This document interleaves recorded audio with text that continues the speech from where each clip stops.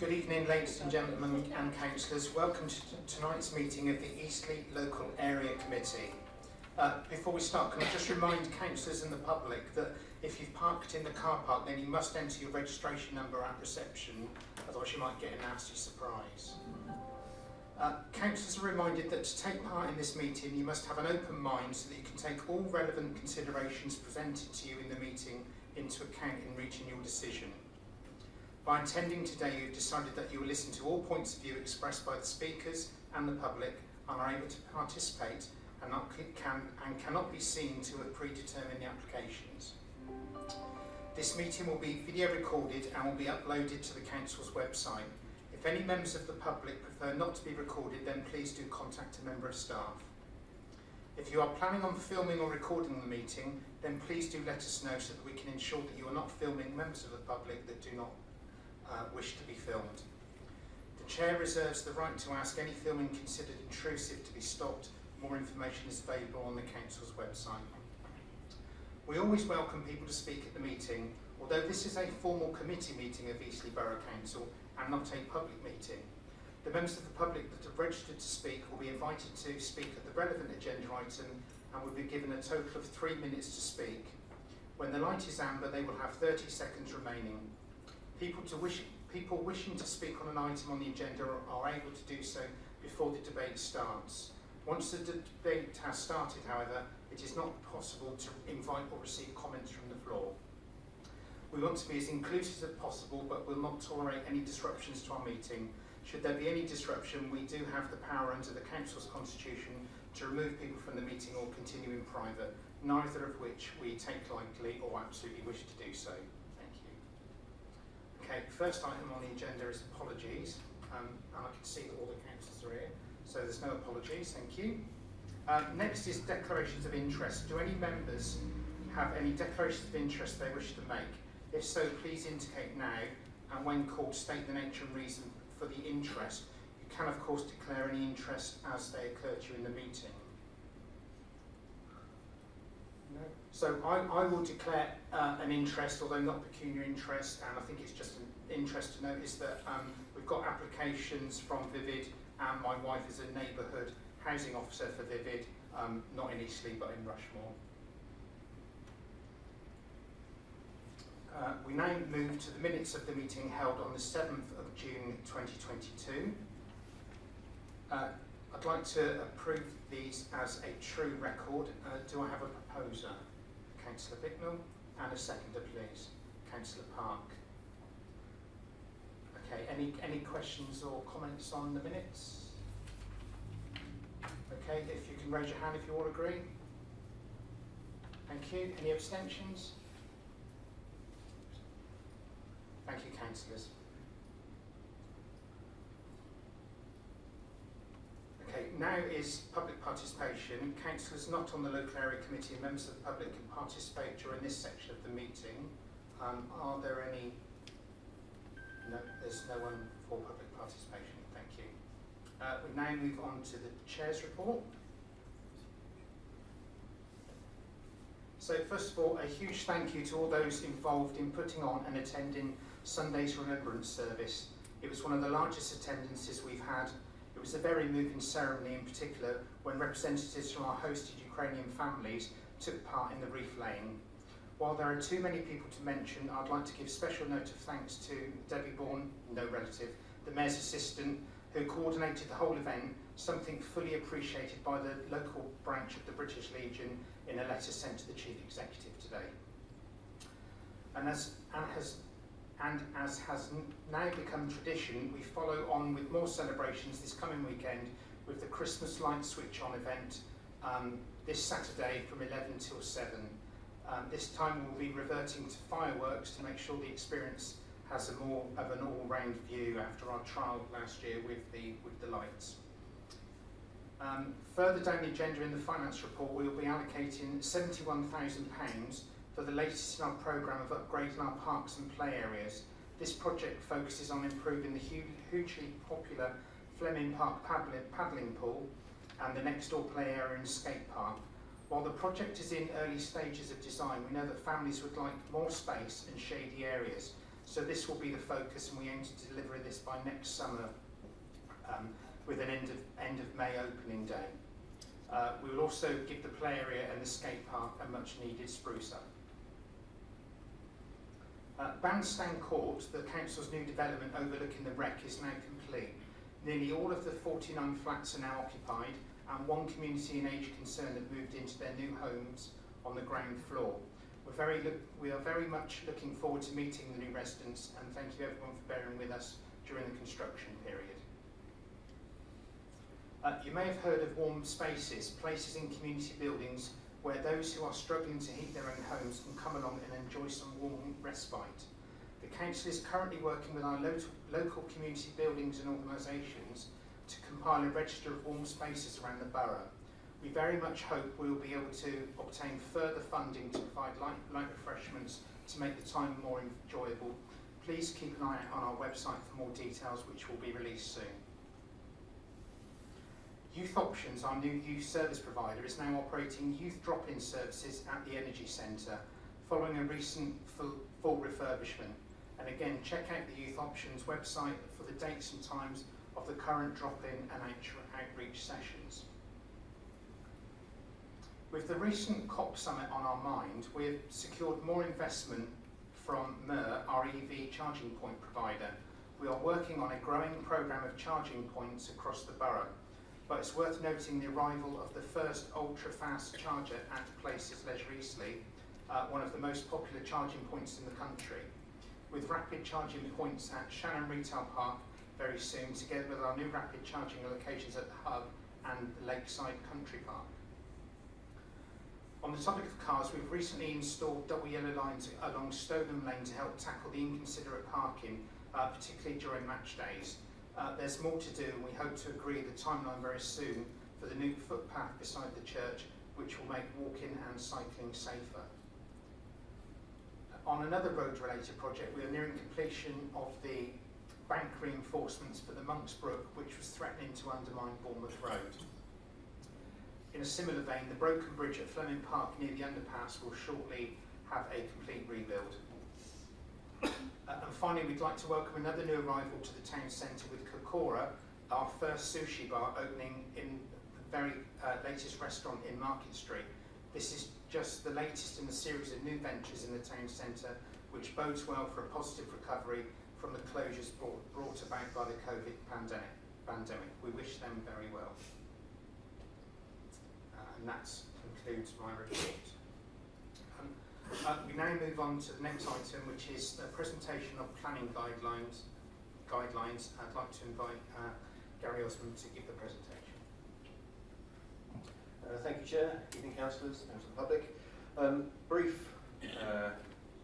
presentation on planning guidelines. Proposals must be determined on planning grounds. Sorry.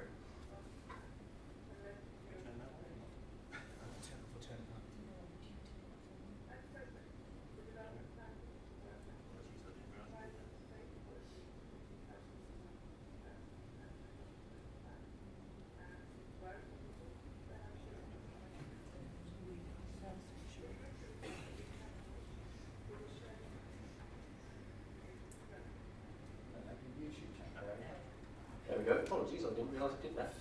Right. Yes, where was I? That's put me off my stride now. Let's start again. Right, I'll start again. Brief presentation on planning guidelines without the background on the screen. Right, proposals must be considered on planning grounds, and the committee must determine proposals in line with the development plan unless there are material considerations which warrant otherwise. The development plan consists of the Eastleigh Borough Local Plan 2016-36, which was adopted in April this year.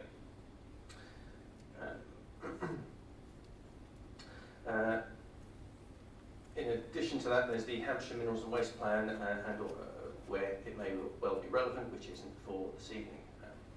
Other material considerations are government policy, principally the National Planning Policy Framework. Most updated version is in 2021. Which has a presumption in favour of sustainable development, which is considered to be in three parts: economic, social and environmental. in order for development to be considered sustainable in terms of the NPPF, it must meet all three of those requirements. They are interrelated, they are not independent. So if one element isn't met, the others, it won't be sustainable development. Also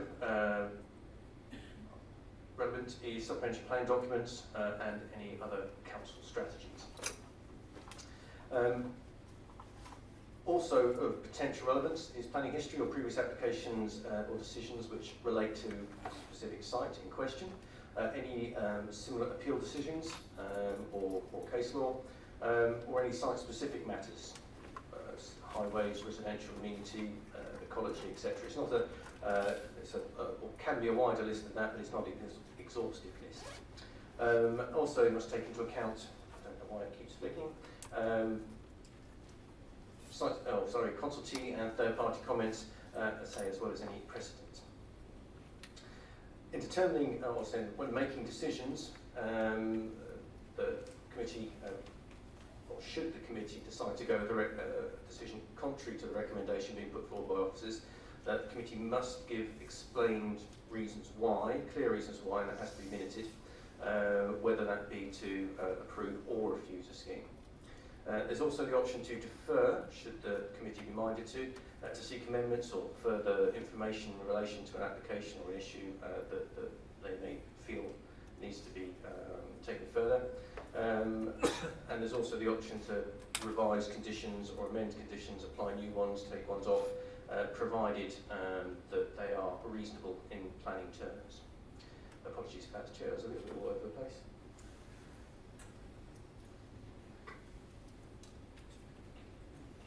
Thank you, Gary. Okay, so we go on to item 7, which is the planning application for Handsway Car Park, Handsway Eastleigh, and Gary is here to present the report. Yes, thank you, Chair. Sorry, I'm having some technical issues. It keeps clicking a slide too early.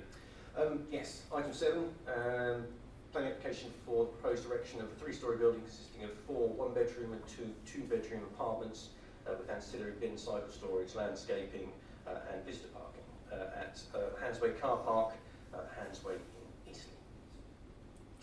You're probably all well aware of the site. Sits on the corner of Wells Place and Handsway. It's currently used as a surface car park on the eastern side of the town centre. The western side of the town centre. So it's the main town centre to the east, and Desborough Road is to the west. Get my pointer up. The site is rectangular in size, roughly 15 metres across, 30 metres wide. So the main town centre is over to the eastern side. We have Smith Bradbeer House, which consists of a 3-storey building with a number of uses in there. I think A-plan insurance on the ground floor, a nail bar or hairdressers, Pizza Hut on the corner, together with, I think, the Junction Church is on the upper floors. Opposite then we've also got the Swan Centre, and then directly opposite we have the Eastleigh Baptist Church and the Wells Place Centre. Then over to the western side is Desborough Road. It backs onto properties that front Desborough Road, so these are rear gardens to Desborough Road properties. So this sort of acts as a gateway site, if you like, into the town centre proper, where you're moving from residential terraced housing into the town centre. So these photos are from Google. Unfortunately, I didn't get any up-to-date ones, but not a lot's changed. So that's the site as is. This is Smith Bradbeer House up there in the corner, and that's the Swan Centre. We've got the Wells Place Centre Church, and these are the backs of the Desborough Road properties. And there's an aerial 3D to show the site in its current form. Proposal, as I say, is for a 3-storey block of 6 flats or 6 apartments. Now the site, the footprint is in the form that it is, this sort of angle, because the site has a number of constraints. The main ones being a pair of sewers which run down the eastern boundary and cut across the bottom corner here diagonally. Now these are public sewers, and has to be an easement of 3 metres either side of these where development can't take place. So this automatically limits what parts of the site could be developed.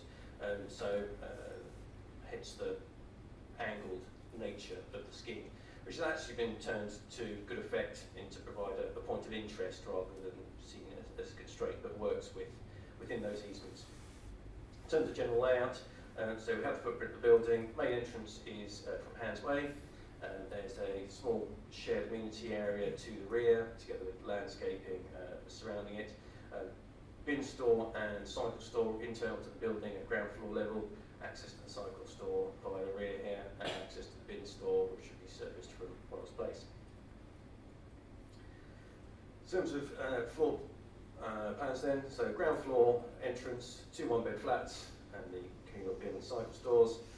First floor are 2 two-bedroom units, north and south, and on the second floor, top floor, is a pair of one-bed flats.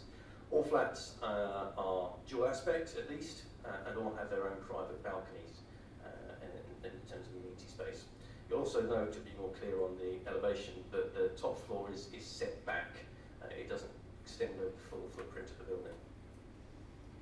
Elevation then, so this is Wells Place, or from Wells Place, the southern elevation. As you can see, the top floor is set back, so Desborough Road properties are in this direction. So we have the setback there. This is the Hands Way elevation. This is the rear elevation onto those Desborough Road properties, and then this is the northern elevation, which would be effectively viewed from the substation that's immediately to the north of the site. In terms of materials, predominantly red brick, but top floor with a dark grey clad material, most likely metal cladding. Windows, balustrades, rainwater goods, also in a matching dark grey material. And there's some 3D illustrations provided to give a better indication of how it may well sit within its context. So this is a view from Wells Place looking northeast. So this is the Hands Way up there. It's the back side of Smith Bradbeer House. And you can see that where the angled nature of the constraint has actually been turned into a feature, so that it better addresses the corner and turns the corner, which in design terms is something that we would look to achieve and to encourage, and it provides a bit of interest, architectural interest in the site. This is then again from Wells Place, but looking in a north-easterly direction. So this is the rear of the Desborough Road properties, and this is the Hands Way frontage. And then finally, from Hands Way, looking in a sort of south-westerly direction, the block here, that would be the Wells Place centre of the church. So in terms of materials then, there's also looking at providing brick detailed elements, again to provide further interest to the elevation, and looking at depth of window reveals and so on to provide shadow and interest to the building. Not sure how well these will show up on the screen, but this gives an indication of how the proposed building will sit within an idea of its height and scale in relation to neighbouring development. So this is a section effectively through and parallel with Wells Place. So this is Smith Bradbeer House. These are the Desborough Road properties, and that's Desborough Road there. So you can see, whilst at present obviously there's no development there because it's a car park, the overall scale and height of the building is not dissimilar to that which surrounds it, albeit 3 stories here and 2 stories for Desborough Road. But overall, in townscape terms, it's at a scale deemed appropriate. One of the other issues with the easements, sewer easements and those constraints is the potential ability not to be able to provide a proper brick wall boundary treatment, or certainly not one with foundations, because southern water effectively don't allow any building structures, tree planting or anything within those easements. So that has resulted in some issues how you can provide an appropriate frontage and boundary treatment to the site, not just to make it look attractive, but also to provide a degree of protection for residents, certainly those on the ground floor apartments. And so this is an idea of essentially a sectional wall that can be placed with railings, and if need be, the sewers need to be dug up for whatever reason, these sections can be moved and moved around. So this is just an idea, it's not a definitive and there is a condition, I believe, put on with relation to final details of any boundary treatment. Worst case scenario, we would end up with railings and some good quality planting in behind that rather than a wall, but there certainly needs to be some form of boundary treatment there. So that's the drawings. In terms of updates since the report, rather embarrassingly, I missed off the plan numbers on condition 2 of the originally published report. I don't know if the updated one I sent through is on the website, but those are the plan numbers there. Also, paragraph 33 makes reference to the previous local plan. It should make reference to the current local plan, Eastleigh Borough Plan 2016 to 36.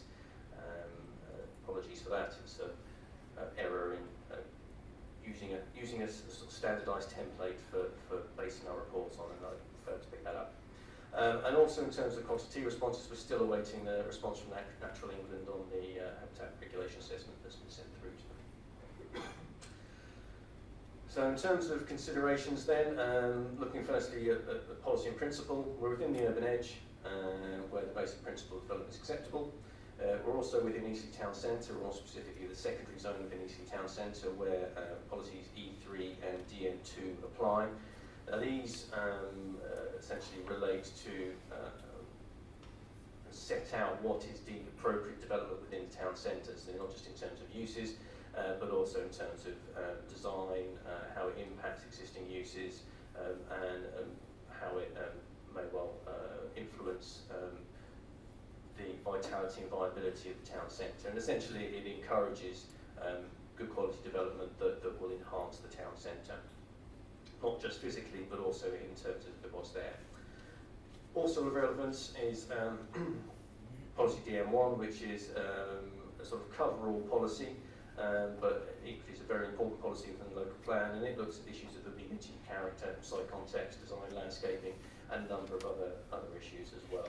But essentially it requires any development to be of a high quality design, appropriate for its setting and to take account of the context of the site, work with constraints and opportunities, and minimise any impact on neighbouring uses or neighbouring occupiers. And also to provide good quality environment for future residents or users of whatever the development is.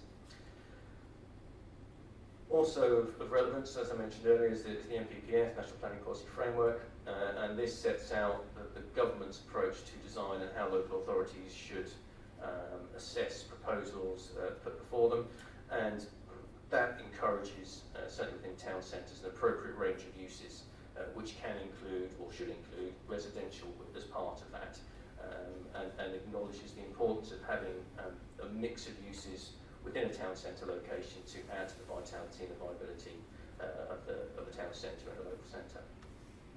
So overall, in terms of policy and principle, that being proposed, redevelopment of the existing car park is acceptable in principle. So it's an issue of now of design and the specifics of the scheme put forward that we need to look at.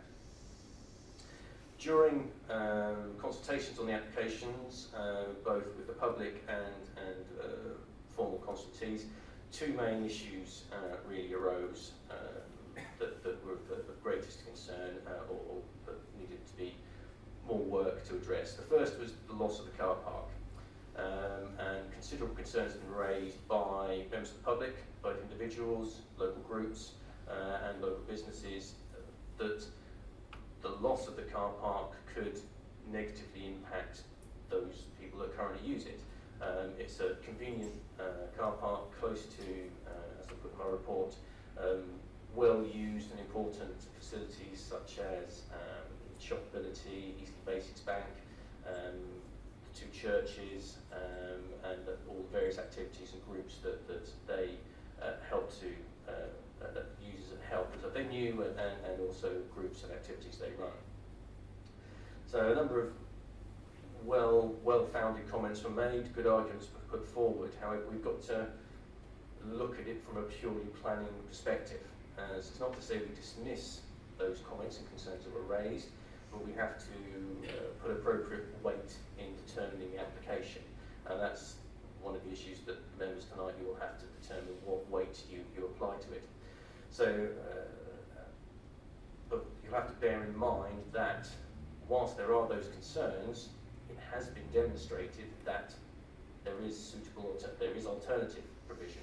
Whether it's suitable provision, I suppose is a matter of opinion, but there is certainly alternative provision elsewhere within town centre car parks, and including disabled bays, because that was the main issue really with the loss of the Hans Way car park. There's I think 3 disabled bays in there that are well used. However, there is alternative disabled parking along Wells Place. I think 6 or 7 potential bays there, depending on provided people park appropriately. So there is alternative provision there. It may not be as convenient to use potentially as the existing car park is, but there is alternative provision. So that's something that you will have to weigh up this evening. The other main issue was the concerns on the immunity or over the immunity of future occupiers of the scheme. Ultimately, these are houses or dwellings, people's homes that will be being built. They are intended as affordable units, but that doesn't necessarily mean that we should accept lower standards for affordable housing. And the principal concern is the location, or more specifically, the existing neighbouring uses around that site, predominantly the commercial uses around that site. There are quite a number of takeaways, fast food restaurants, and it also backs onto the back of house operations of a lot of the high street properties.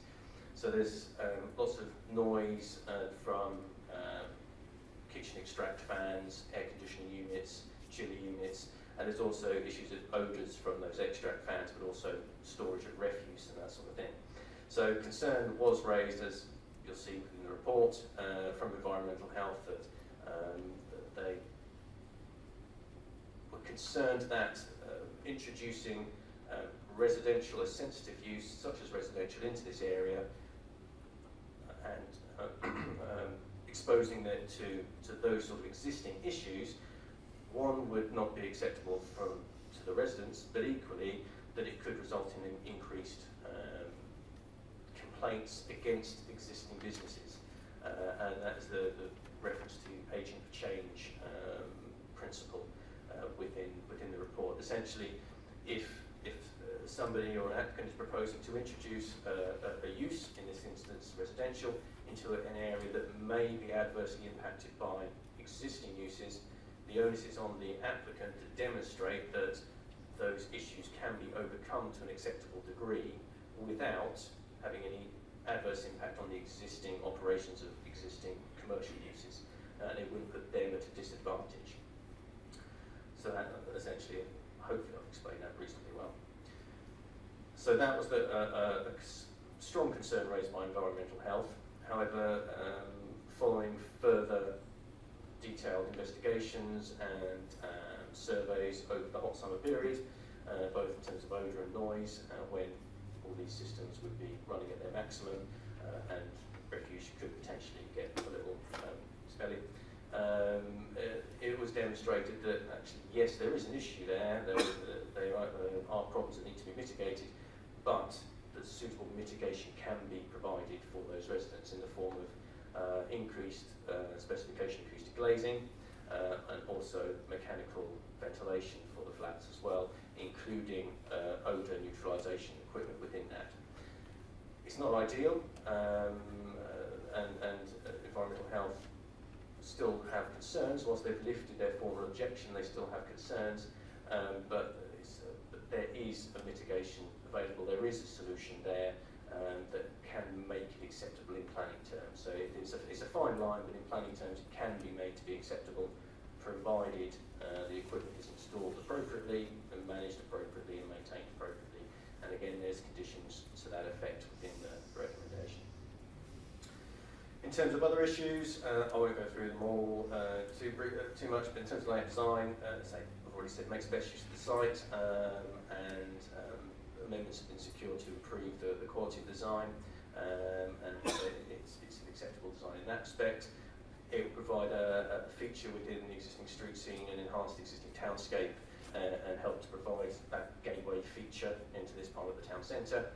In terms of access, parking, highways, the original submitted scheme included a number of spaces, not enough to accommodate all units, but it was revised to actually look at zero parking for the scheme, because it's a very sustainable site in the town centre, very close to facilities, bus station, train station, etc. And other schemes within the town centre have been accepted as zero parking as well. And there's also the issue of, if you can't provide a space for every single unit, how do you divide up what is being provided? Better then to maybe provide no parking, given the sustainability of the site, and also the fact that the surrounding streets have parking restrictions upon them. So there should be limited or no overspill parking, and equally residents living there will be aware they've got nowhere to park. And so they should be aware of that from the beginning. So that addresses the sort of the parking issue in planning terms. And in terms of other highway related issues, no objection was raised by Hampshire Highways. In terms of amenity, yes, there will be an impact on those Desborough Road properties, but not to an unacceptable extent in planning terms. This is a town centre site after all. The site was previously developed, albeit it's been a car park since 2005, but it's not a relationship that physically that would be deemed unusual within this sort of very urban town centre location. But it still meets amenity requirements in terms of no adverse loss of privacy, light or outlook, which are the main issues that would be raised. There's also a condition with regards to windows on that rear elevation to ensure they're obscure glazed and they open such a way as not to result in any overlooking. And there's also a condition related to the north-facing balconies to have a balcony screen to the western side to prevent any overlooking or potential overlooking. Other issues, land contamination. The site's previous use is workshops, and there's asbestos was found on the site, so further work on that needs to be provided, but it can be remediated and made safe, so that's not an issue. In terms of drainage, usually we'd be looking for a sustainable urban drainage solutions. Might be tricky in this instance given the limitations that Southern Water apply in terms of those sewer easements, but the final details on that need to be revised. There may be some solutions that can be put forward, but maybe not a full solution because of those limitations. Ecologically, the site has very limited ecological potential at the minute. There might be the odd weed here or there, but certainly there's much scope to with landscaping, bird boxes, bat boxes, swift ledges, etc. can be incorporated within the development, so that will significantly enhance the existing ecological habitat available on site at the moment. And in terms of sustainability measures, I say not only is the site in a very sustainable location, the building also has scope for various solutions, whether they be PV panels, charging points within the cycle store for e-bikes, and various other sort of issues, greenery potentially. Those haven't been finalised, but again, there's a condition to that effect. So to conclude, you're glad to hear, I'll stop talking soon. It's a highly sustainable site in the town centre where a mix of uses are encouraged. The amenity issues that were originally raised can be addressed to an acceptable level in planning terms. The concerns with regards to the loss of the car park, whilst understood, it has been demonstrated there is alternative provision available in the locality, some very, very close by, certainly in terms of the disabled spaces. And in terms of all the other matters, all policy requirements and planning guidance requirements are met, certainly all those minimum requirements. So the recommendation therefore is to delegate back to the head of planning and economy in consultation with the chair and the vice chair to grant planning permission subject to no material objection or no issues from natural hindrance that can't be overcome, and securing contributions towards the council's new forest mitigation strategy. Thank you, Chair. Thank you, Gary. I'd now like to call Norma York from Open Site to speak to the committee. Good evening, councillors. We wish to object to the closing of Hansway Car Park.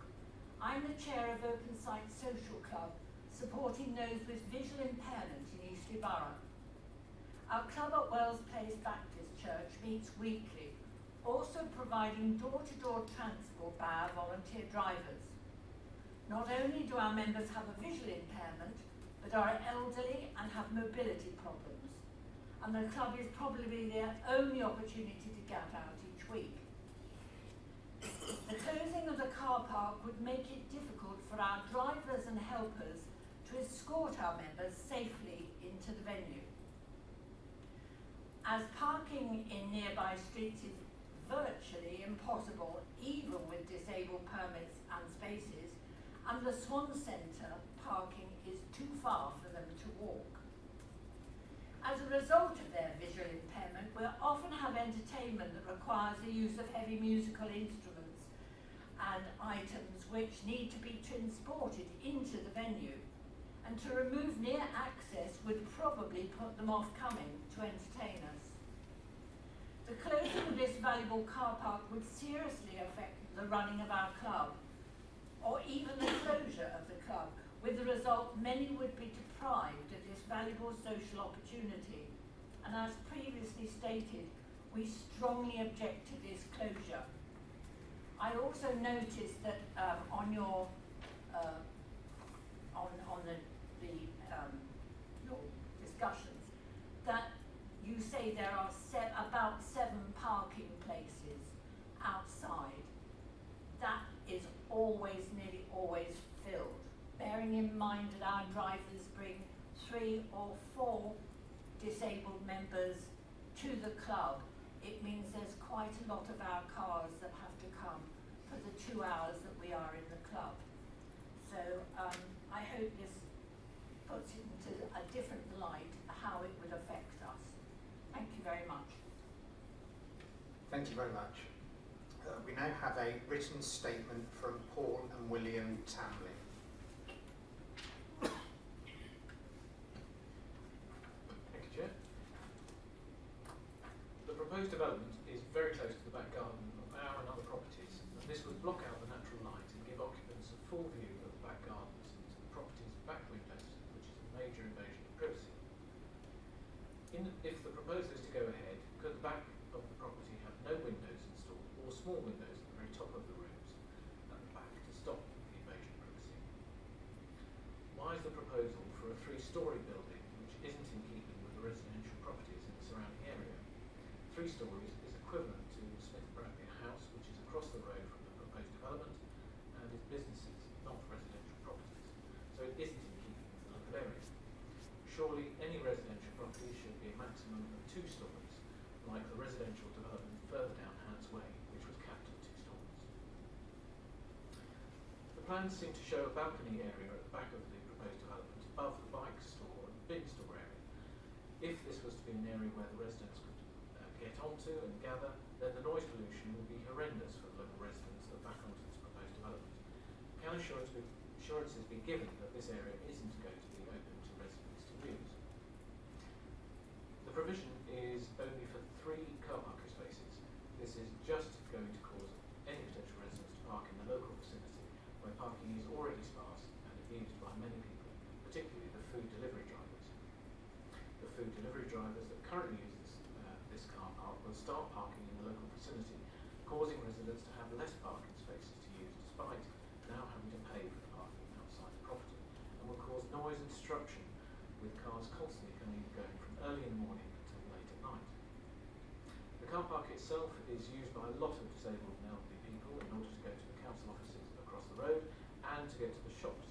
The removal of these spaces will cause them to potentially have to park a lot further away, potentially in a multi-storey car park, which is a safety issue and quite frankly a massive inconvenience for people with mobility issues. This will again lead to more people parking on residential streets, affecting the local parking. Currently, on the corner of Hans Way, where the development is due to go, even with a small amount of rain, that area floods and takes many hours to clear. With a new large development here, surely this is just going to get worse. Our work is going to be undertaken to ensure this is sorted should the development take place, so flood water doesn't affect the local residents should things get worse.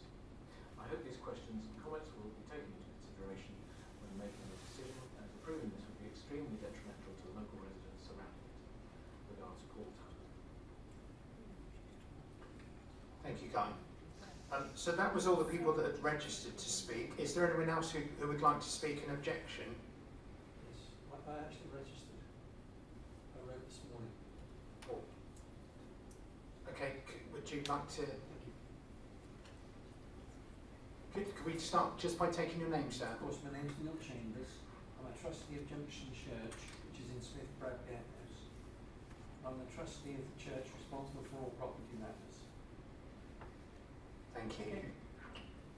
So this site, as we all know, is on a busy corner with people attending many retail and community premises and people seeking for car parking spaces. There were, in the written objections, there were a very good set of objections from Eastleigh Baptist Church.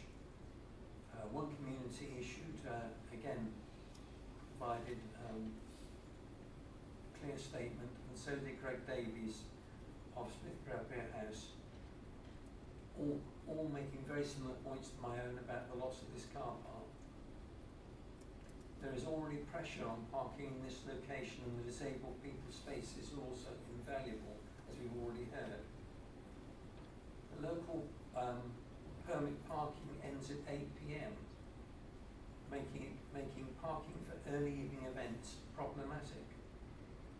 This will be worsened by the loss of the car park. On Sunday mornings, this car park is full of attendees of my church, the Baptist church, and also shoppers. There are only a limited number of spaces in the surrounding roads, and the loss of the car park will make the situation worse at all times of the day and all days of the week.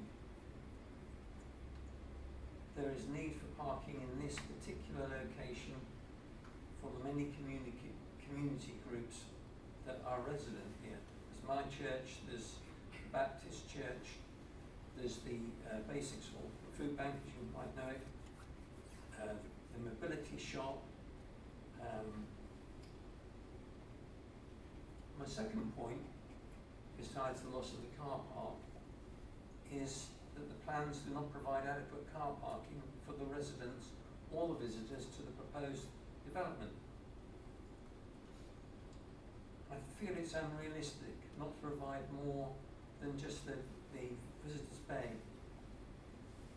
You've got 6 flats and 1 visitor's parking bay. I don't get it. Because the residents, as you've already heard from Mr. Osman, will not be allowed to have on-street permits. It just seems crazy with the amount of car use these days that you're having a development with no access to permits.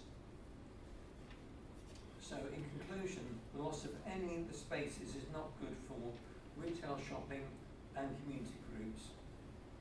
And honestly, I do not feel that making a change like this does not enhance the town centre, however good or however nice or however well designed the actual building is. Thank you for hearing me. Thank you very much. Is there anyone else that would like to speak in objection? No, thank you.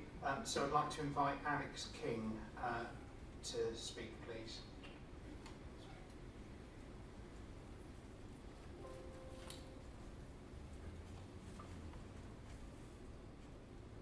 Good. Perfect. So my name's Alex King. I'm the planning consultant for this scheme. First and foremost, I'd like to thank members and officers for the opportunity to speak in support of this application for Vivid Housing. Vivid are a long-established affordable housing provider and are delivering one of the largest housing-led association new homes programmes in the south. The scheme before members tonight is as described within the committee report, and that sets out all of the salient planning issues and considerations, and also as described by Mr. Osborne earlier. Currently, the land is within the council's ownership, and the applicant has been working with the council to deliver a scheme of 6 affordable rental units in the heart of Eastleigh. Prior to the submission, we have worked with officers through the pre-application process, and the scheme before members this evening is the combination of these efforts. While there have also been further amendments during the process, the council planning officers have worked hard to secure the best development, and I'd like to thank them for their efforts today. With regard to the existing use of the site, it is understood that prior to an agreement being reached with the applicant, the council considered that the car park was surplus to its requirements and would better suit it for a housing development. in this case an affordable housing development. Furthermore, we hope that the details submitted within the application further demonstrate that alternative parking provision within the vicinity is available. The site is within an urban, highly sustainable location and presents a good opportunity for a well-designed scheme. There are obviously constraints, and we've sought to address these, such as the commercial uses and the neighbouring residential uses. The scheme was sought to provide a good standard of amenity for all future residents, and while at the same time protecting the amenities of adjacent properties and uses. In design terms, the scheme was sought to ensure that it's not a pastiche, but responds to its context in a more modern and simplistic form. The scheme has been designed to achieve national prescribed design space standards to ensure that there's a good standard of internal accommodation for future affordable housing residents. While there's clearly much more I could add and much more I could say, this brief synopsis I hope it's been of use to members and demonstrates Vivid's commitment to the site and the delivery of affordable housing in Eastleigh. I hope that members are able to consider the merits of the scheme to recommend development in favour, or permitting, I should say. Many thanks. Thank you. Thank you. Is there anyone else who wants to speak in favour? Okay, I'll now open it up to councillors for questions. Councillor Irish. Thank you, Chair. I know that Gary's told us that there are other disabled parking spaces in the town centre, and that's quite true, but I've had representation from people in Cllrs that I represent them, and they are quite concerned that the moment they come into Eastleigh, those spaces that we're talking about, the other spaces, are all taken. So we're actually taking spaces away and not providing more. So is there any possibility that we can actually provide some more disabled parking?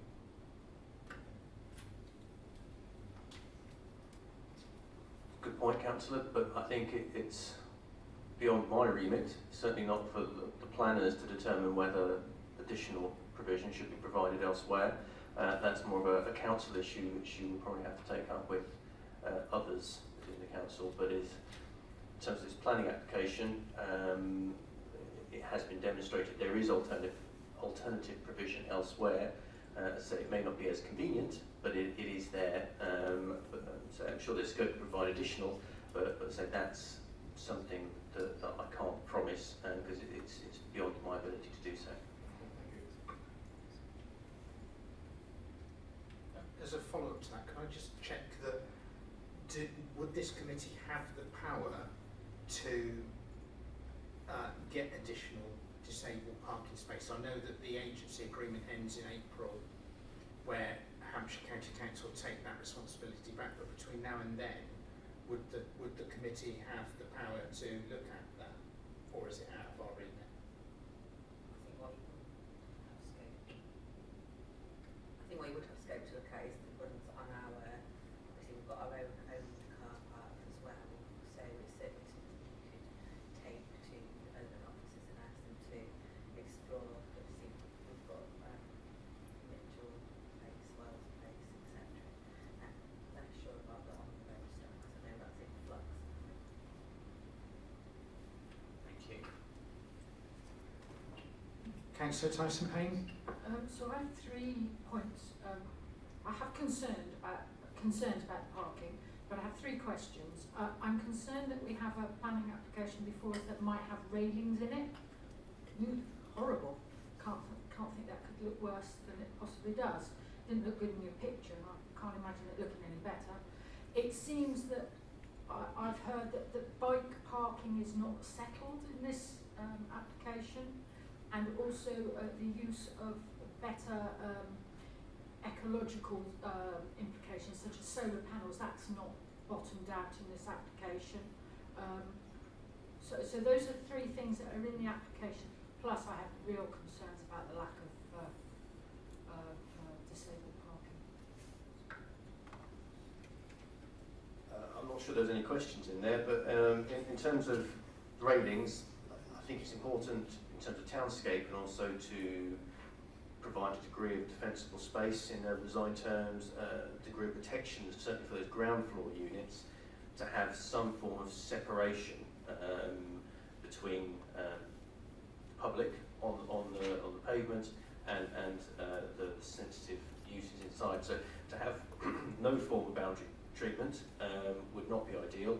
I think purely planting, it's a matter of how well it's maintained. So ideally you would have a wall with railings atop, if need be, otherwise it would just be railings. I'm not talking about sort of 8-foot high palisade railings that you get in industrial estate, but something appropriate for townscape and that you would find in an urban setting. In terms of the bike park, yes, there's a communal store in the building which will be provide sufficient, and so there's scope to put in charging points, or ask charging points within the store. So if you have an e-bike, you can charge it, to drag it up to your flat and do that sort of thing. And things like solar panels, yes, there's scope to include them on potentially that flat roof section, or possibly on the side of the building. You can look at things like a green roof and so on there as well. The approach has been taken that it's more of a fabric first approach, rather than tacking on additional systems, if you like, and that is a better way of dealing with efficient boilers and heat pumps, etc. So no, they haven't been bottomed out yet, but that is something that I think is a condition that requires those details, and would they be needed to meet current building regulation standards, which have been bumped up considerably in recent months.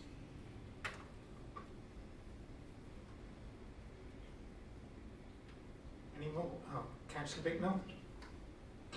Thank you, Chair. I've got 4 questions, Gary, so shall I let you have them all in one go? They're not massive details. So the first one is to do with paragraph 16 on page 16 of the conditions. Can you just explain paragraph 16 and what you mean by stopped up, please, when you get there? Then on paragraph 17, this is to do with the landscaping. Now, given that the landscaping is potentially problematic, can we not condition this, that this is actually sorted and decided, not when we get to damp-proof course, but actually before we start even putting the foundations in? So we actually get this sorted and bottomed out, because it will be different than normal because it's town centre sites. But there are issues with it. So it's a question there, can we condition that? Then, find it, on page 21, a question in paragraph 11. Actually, no, I won't forget that one.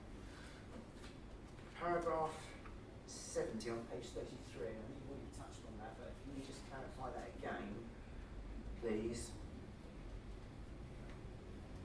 And lastly, very simple one, could you put up the elevation that the residents of Desborough have, which I think is the western elevation, please?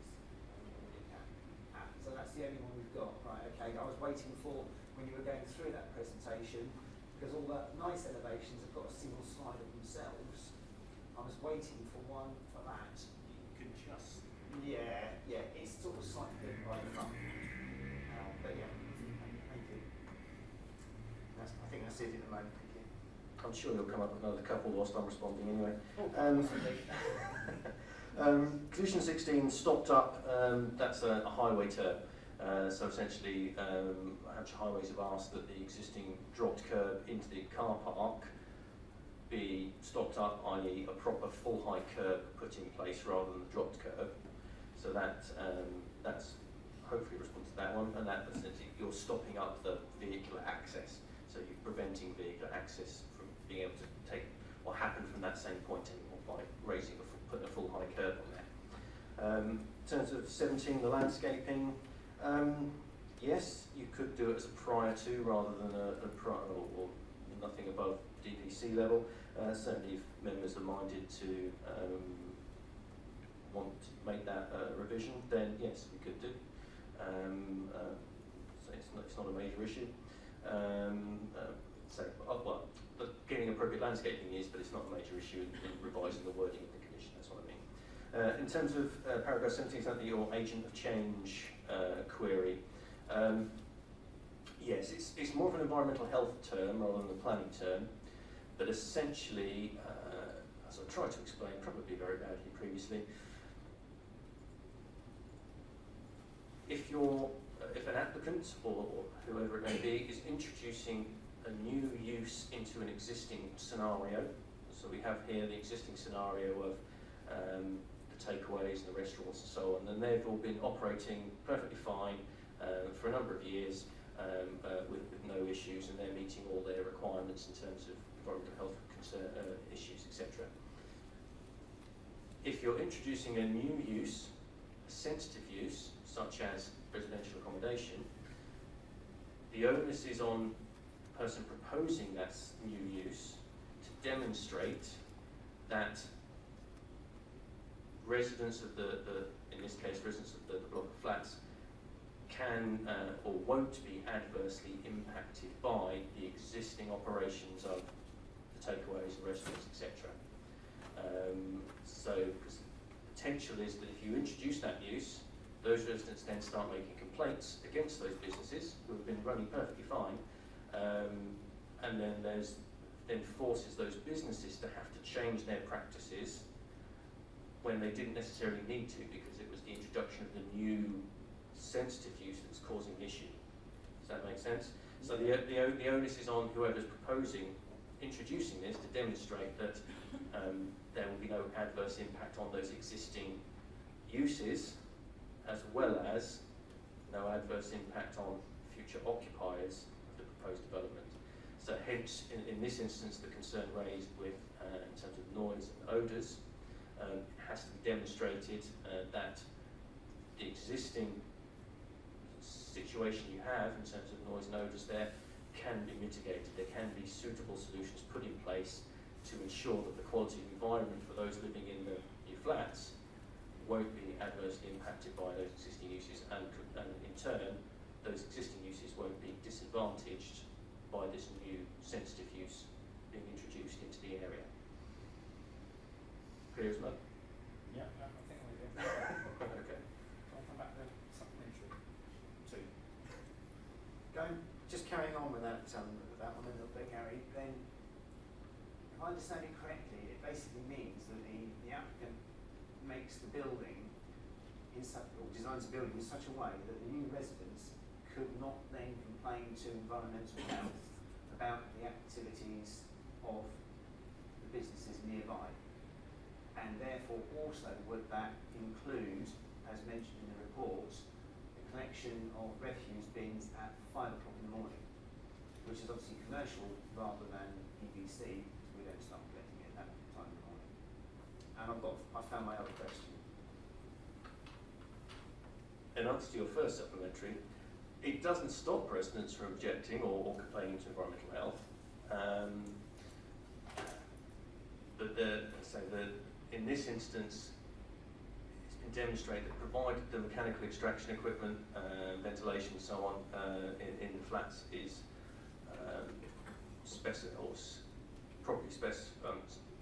has a proper specification, including the odour neutralising equipment, and the glazing is to a higher specification, which admittedly means that effectively you need to keep the windows shut all the time if you're to meet necessary standards. Then theoretically, and it is the theoretical, odour is in particular is a very difficult thing to measure. You can't, it's not like sound where you can actually have an instrument that measures a volume. Odour is quite a subjective issue. You might like the smell of pizza one day, you might not the next, or curry or Chinese or whatever it may be. So yes, you can't say that residents won't object to it. They're entitled to, but it should be that the systems in place within the building should prevent them from objecting in the first place. And so, provided all those systems are working appropriately, then it's more of an environmental health issue. But it should mean that it's not necessary to take action against those existing businesses, provided they haven't changed how they operate in any adverse way. So the onus would actually be on the applicant to solve the problem rather than the businesses to change should complaints be made, if the application is granted and you can move in. Correct. Okay. Right, and I've got my other question. So it is on page 21 and it is paragraph 11, but it's and this is where we start getting into the commentary side, and it's consultation responses from environmental health. So it's towards the end of paragraph 11, and it says on this, prior to accepting the conditions, the applicant should clarify if it is willing to design the festration and sound installation for the higher 15-minute average and instantaneous incident noise impacting the external facade. Has the applicant agreed for that higher specification? I have nothing to say that they have agreed it. However, I've applied a condition that says they have to meet it. So they Because have they have to meet it, because if they don't meet it, then the environmental health objection would be reintroduced. The only way environmental health will withdraw, or were willing to withdraw their objection, was if those higher specifications were included in development. So there is a condition to say they must be in there, and they have to demonstrate that. There's a condition to that effect. It has to be give the specification of the whole system, together with how it will be managed and how it will be maintained, and all that has to be agreed with environmental health through us, the planning authority, before any occupiers or residents can move in.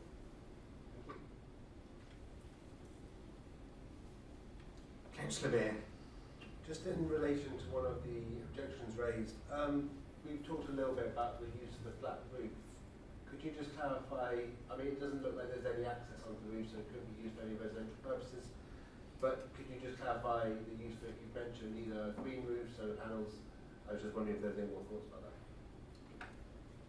I think the concern raised, certainly by the Dedhia Road properties, is that this flat roofed area here could be used as a balcony. Now, there's no intention that it would be used as a balcony. There is a door, but that is purely for maintenance and access. So to address any issues or leaves or clean up the gutters, that sort of thing. There's no intention that residents would be able to use it. So that would be a locked door that only the maintenance teams would be able to access. The residents have all got their own balconies, so there'll be no need for them to go up there. If they did start using it as a balcony, then that in itself would require planning approval, and is not something we'd be willing to accept. Certainly so, there shouldn't be any wild parties and stuff like that going on up there. That addresses that issue. In terms of, yeah, you could put solar panels on there maybe, although it would be screened a lot of the day, shadowed. It's more likely you would put them up on a higher level roof, but then that potentially then has visual impacts on there, so that would have to be assessed. But you can have flat solar panels rather than angled ones. But yeah, there could be scope for a green roof on this lower level, which may well assist in terms of providing those sustainable drainage solutions. It certainly reduce the speed of runoff from the site. I think flooding was mentioned in the written statement. You've got to bear in mind that the site at the moment is entirely tarmacked. The site, if approved and if built, there's actually a boundary around it that would be less soft landscape, so you'll get far more natural percolation of water into the ground and so on. So I would have thought that would alleviate any flooding issues, unless if there are other issues in relation to the highway and so on which are causing those original issues.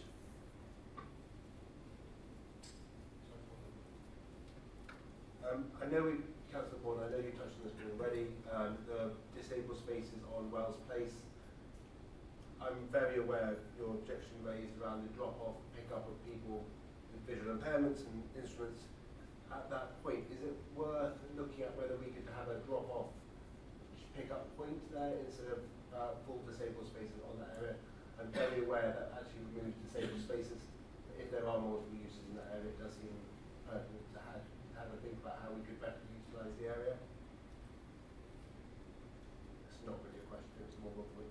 I think by the time this comes round, it will be the responsibility of on-street parking. It goes back to being the responsibility of Hampshire County Council from April, so we'd have to take it up with them. It wouldn't be. That's why I said now, not in April. Councillor Mann. Is it possible to make those windows smaller so people can just stand there looking at Desborough Road gardens and windows? All those windows are obscure glazed. If I flip to the floor plan, The central windows are to communal hallway, and the other two here are one's a bathroom, one's to a bedroom, and then on the upper level, again, they're communal hallway and hallway spaces, and they're the narrow ones on the highest level. So these would all be, there's a conditional now, I can't remember which number, so they have to be obscure glazed with no opening past less than 1.7 metres above the floor.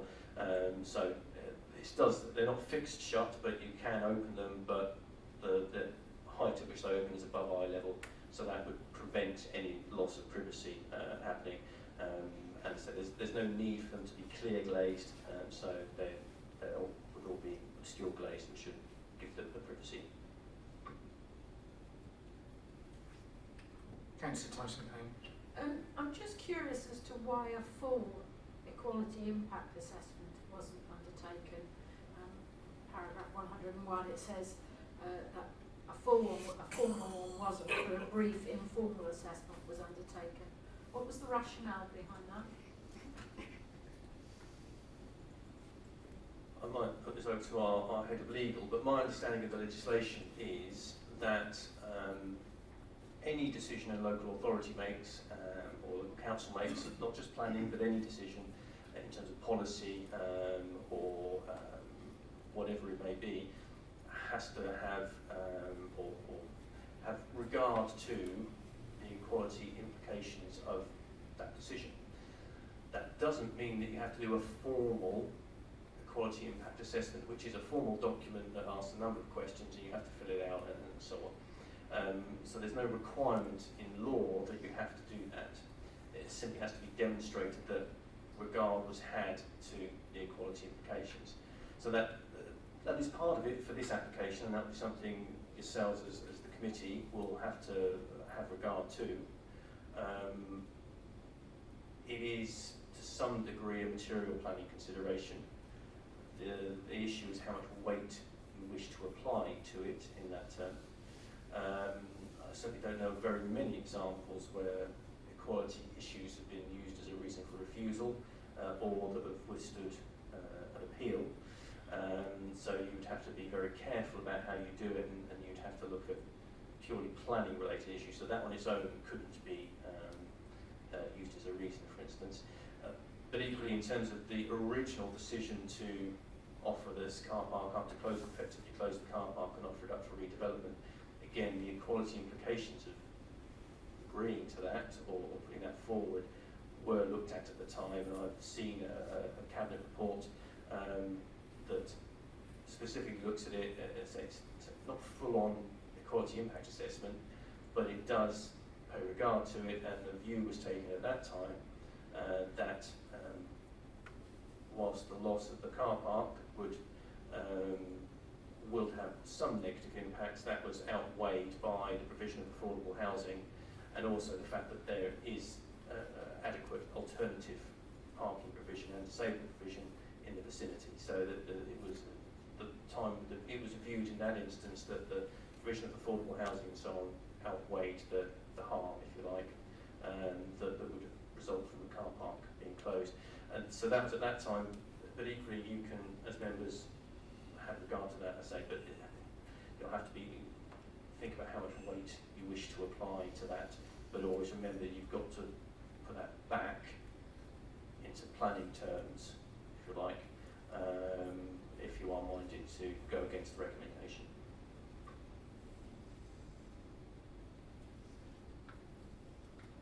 Yeah, just to reiterate that point that Gary's made, that there's a distinction between the public sector equality duty, which is obviously an obligation that we have to carry through in every decision made as a local authority, and equality impact assessments, which is a tool or matrix that's been designed that organisations can choose to use as a way of assessing the qualities impact of a decision, but it's not mandatory, and in some extent it's seen as it can mask the actual duty, which is that duty to weigh up the equalities impact of any decision.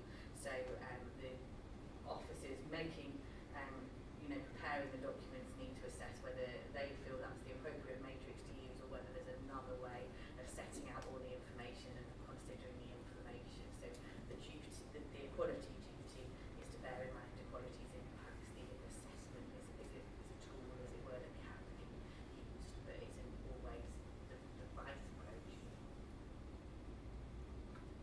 So if I've heard this correctly, the decision was made that because it wasn't necessarily required to do a full impact assessment, the decision was made not to do it. I can't comment on when that decision was made. As Gary said, there's been two stages when we would have had to weigh up the qualities. One would have been when that original report was done some time ago now that went to Cabinet about the use of the land, and then the second stage is here, where it's planning. It is a consideration that needs to be taken into account when you're making a planning decision, but as Gary's explained, it's a weighted decision at a planning committee that has to be balanced against other elements. Thank you.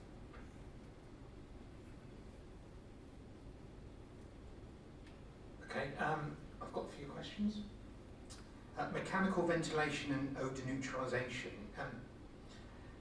Obviously, I don't want the technical details, but basically, how would it work? And is it something that needs parts replacing, or something need replacing on an ongoing basis? Will it wear out quickly? Is the onus on the resident or on the landlord? Obviously not technical, but just a brief, how would that work? Because I think the nature of where this is and the nature of the issues is that you will need to choose to live in a flat where you can't open your windows for it to be effective for all the other considerations we've talked about. You won't get the technical specs because I don't know them. But essentially, usually in these sort of scenarios, you have the acoustic glazing, so the high spec glazing, which prevents the adverse transmission of noise, but that doesn't mean that you don't have the option to open the window to get ventilation, hence why you need the forced mechanical ventilation. Usually what you would do would be pull air in from the clean side, as it were, and then it would be forced around the building and then expelled elsewhere on the dirty side. Within that system would be the odour neutralising process. Now, Neil will probably be the better one to advise on this, whilst he's bearing his head down. Essentially, there are different sorts of filters depending on the nature of the odour. It may well be carbon filters, you can have ultraviolet filters. So some will have mechanical moving parts, some will have parts that have to be replaced or cleaned, but that would all be part of any system, just the same you maintain your kitchen extract fan above your hob at home in the kitchen. There would be the need to do that, and hence why within the condition there's not just details of the specification of the systems proposed, but also maintenance schedules and management of that. And we've got to bear in mind that this is an affordable housing scheme by Bhavin, who are going to be maintaining the building, and that will become part of the maintenance schedule in the same way that they cut the grass or trim landscaping and that sort of thing. So it would be in there, so there's no reason to suggest that it won't be properly maintained or won't be properly managed. Thank you. The close proximity to the electrical substation, are there any concerns about health or electrical interference with things like TVs and stuff like that? My understanding is that there was originally concern that there could be noise associated with the substation and the fans, certainly in the hot weather, but the noise surveys undertaken showed that actually it wasn't anywhere near as bad as originally thought. So that was the main thing. In terms of health, there's no evidence, to my knowledge, that the proximity we're looking at here is going to cause any adverse impact in terms of health. There's a reasonable separation between transformers themselves and any dwellings. So yeah, it shouldn't cause any issues in that regard. Obviously, parking has been raised as a big issue. I just wondered if anyone knows what the current occupancy rate is of the town centre car parks. Now, I did have these figures from a while ago, but I just wondered if anyone knew what the most recent figures were. I don't know the most recent ones. I have to base it on the information that was provided by the applicants, which obviously would have got that information from our parking services team.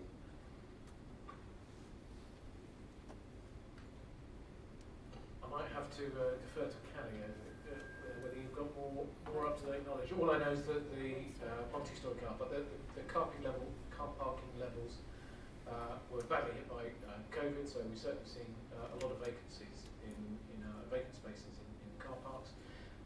The Swan Centre and Wells Place are least worst affected in that regard from our point of view as a car park owner. The occupancies are, I can't remember precisely, so I wouldn't like to have, well, okay, around 60-70% I think is probably something of that order.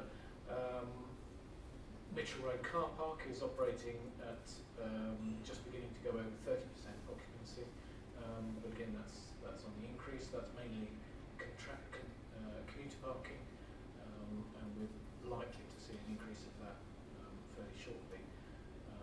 So there is capacity, but things are changing as we adapt to a non-pandemic situation. I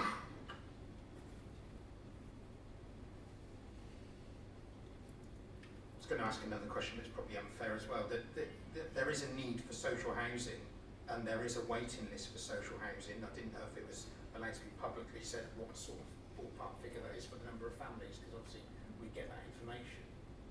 But it's not a planning consideration, is it? So is it not? No, it's not a planning. As far as the planning application is concerned, whether it's affordable housing or not, sort of by the by, it's the standards required in planning terms are no different for affordable versus private housing provision. Yes, although the fact that there is a need for affordable housing is well documented need for affordable housing provision in the borough. There are, I don't know how many people are on the waiting list or how long those waiting lists are, but there's definitely a need, and whilst it's only 6 units, it still would be a modest increase in affordable units within a sustainable location. So in that respect, it all weighs in the scheme's favour. Okay, are there any more questions from councillors? Last chance. No, thank you. Okay, so could I have a proposer, please? Councillor Bicknell, and could I have a seconder? Councillor Park. Okay, any debate?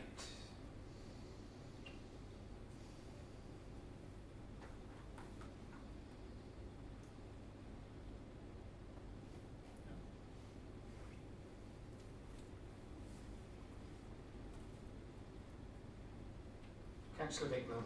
Thank you, Chair. Someone's got to debate. First thing I'm actually going to say is actually make a proposal.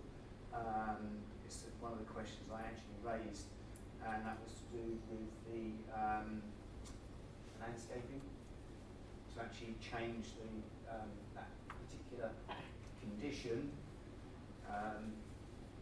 that rather than the landscaping being agreed for above damp-proof course, that actually the landscaping is agreed prior to work starting. And I think in the conditions on page 17, that is condition 17.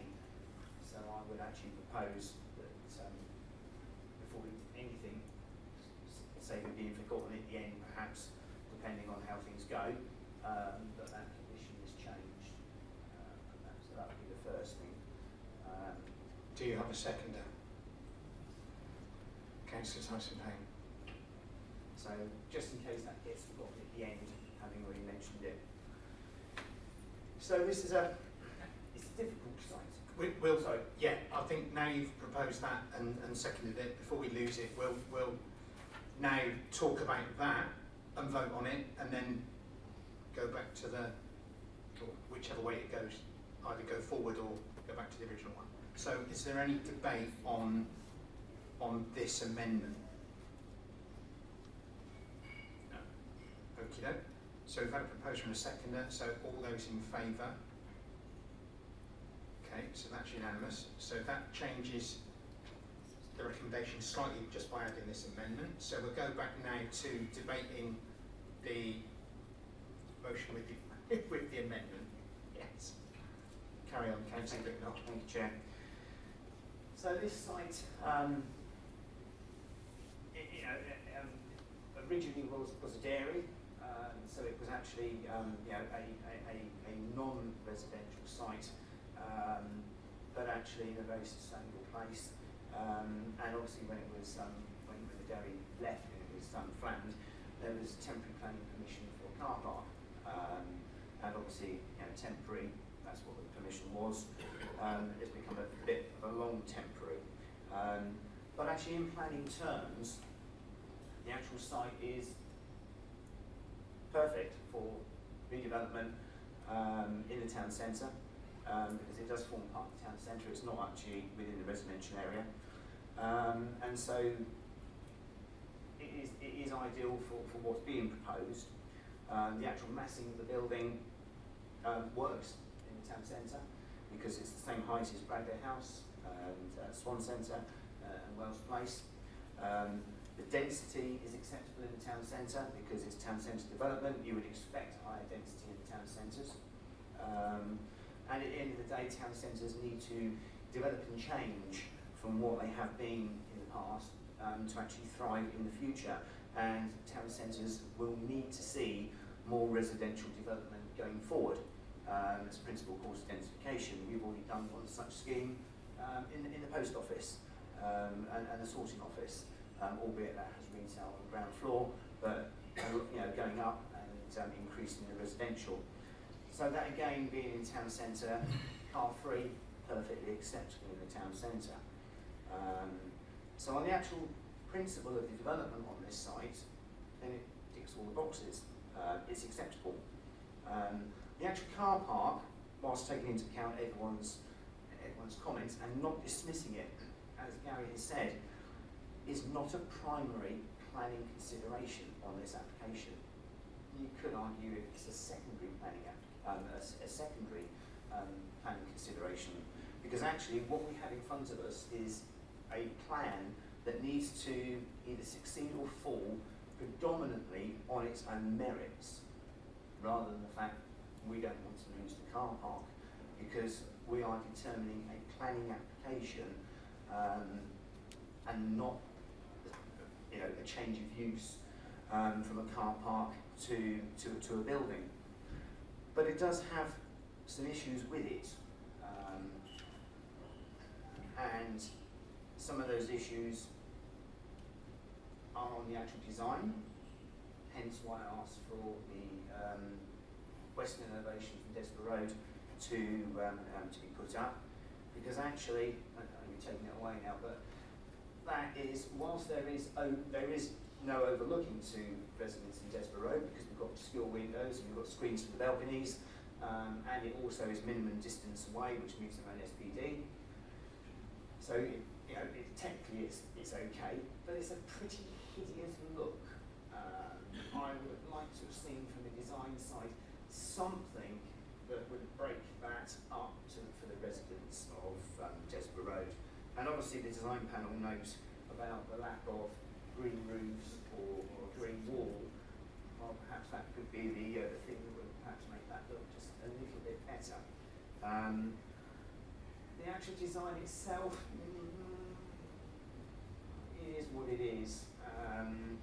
I note the concerns from the design panel. I actually agree with them as well, especially on the Wells Place fascia and that.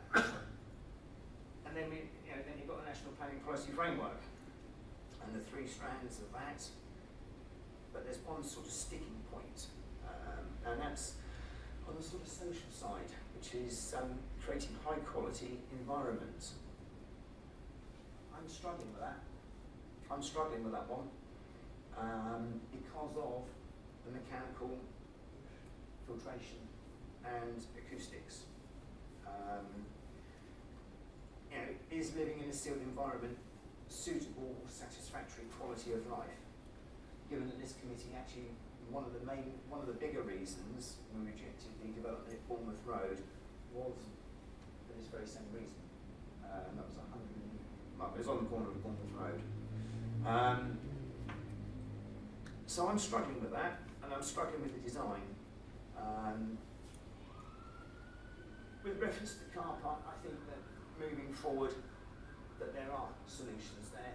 having just had a look on Google Maps, you know, there is road space, and I'm sure that Eastleigh Borough Council and or Hampshire County Council could do something to have a drop-off point and disabled bays, you know, put in there and enforced and much better. There is space on the road to be able to do more, but that's the one that I'm struggling with at the moment is the quality of life, and you know, even though you know it's affordable, and okay, you could say I have a slight bias with reference to housing being responsible for the council's housing of people in my cabinet role, but actually I would personally favour housing over a car park, especially when that provision in that car park can be relocated. But being affordable, residents may or may not have a choice as to whether they live there. You know, they can bid for it and what have you, and then that brings me back to that: is it a suitable environment for people to live in, especially on the ground floor? That's probably more of a concern. So yeah, and I think overall it's a finely balanced. Yes, a finely balanced recommendation to approve. Reading the report and reading some of the comments. So perhaps on a different day, this may have had a different recommendation, because I do think it's finely balanced. Having dealt with a few of them, including Bandstand Court, which was finely balanced. So as I say, I'm struggling with it at the moment. So we'll see where debate goes. Chair. Councillor Irish. Thank you, Chair. Like Councillor Bicknell, I too am struggling with it. Just to point out to Councillor Bicknell, it's no criticism, but when it ceased to be a area, it was a furniture shop for quite a number of years, and then it became a car park. That's my History Society has on this history lesson tonight. Yeah, I mean, yes, I'm struggling with this, and I'm looking at it for the fact that, you know, what do we gain and what do we lose? Well, we gain 6 flats, that's okay, but we do lose a very valuable parking area, and as I say, I've had lots of representation from disabled people who come in mainly from Chlrs, because that's where I represent the County Council, and they've contacted me, and they are very concerned about losing these disabled spaces. Well, I'm not really, tonight I haven't heard anything really that tells me that we are definitely going to get some disabled spaces. We're going to look at it, but we're not definitely going to get them. And if we don't get them, and those spaces that are already in Wales Place are well used anyway, if we don't get them, there are going to be a lot of people that will be disadvantaged when they come to Eastleigh, and I don't think that's really acceptable. The other thing that does disturb me to some degree as well is the fact that it is a bit close to residential properties in Desborough Road, and I don't quite know what. There may be an effect on those residents there, and I think we should bear that in mind as well. So, yes, Mr. Chairman, I'm struggling with it, and I'll have to come to a decision, but at the moment I can't. Councillor Dedhia. Thank you. I'm also struggling with it, and I echo Councillor Bicknell's comments as well in terms of quality of life, especially with the whole vent system and on the windows towards Desborough Road being obscure and not being able to open. Is that impact on a health in terms of mental health, where mental health conditions arise and stuff, even though it's political conditions, and also the loss of car park added to it as well, just makes me worried about this development. Councillor Tyson-Payne. So I think I've already made my decision at this point, but that my real concern is we talk about the quality of life for the people who may be living in these flats. What about the quality of life for those people who want to come into the town centre for social activities, who have disabilities and are disadvantaged from the lack of car parking space? So I have a real concern with this application. Thank you.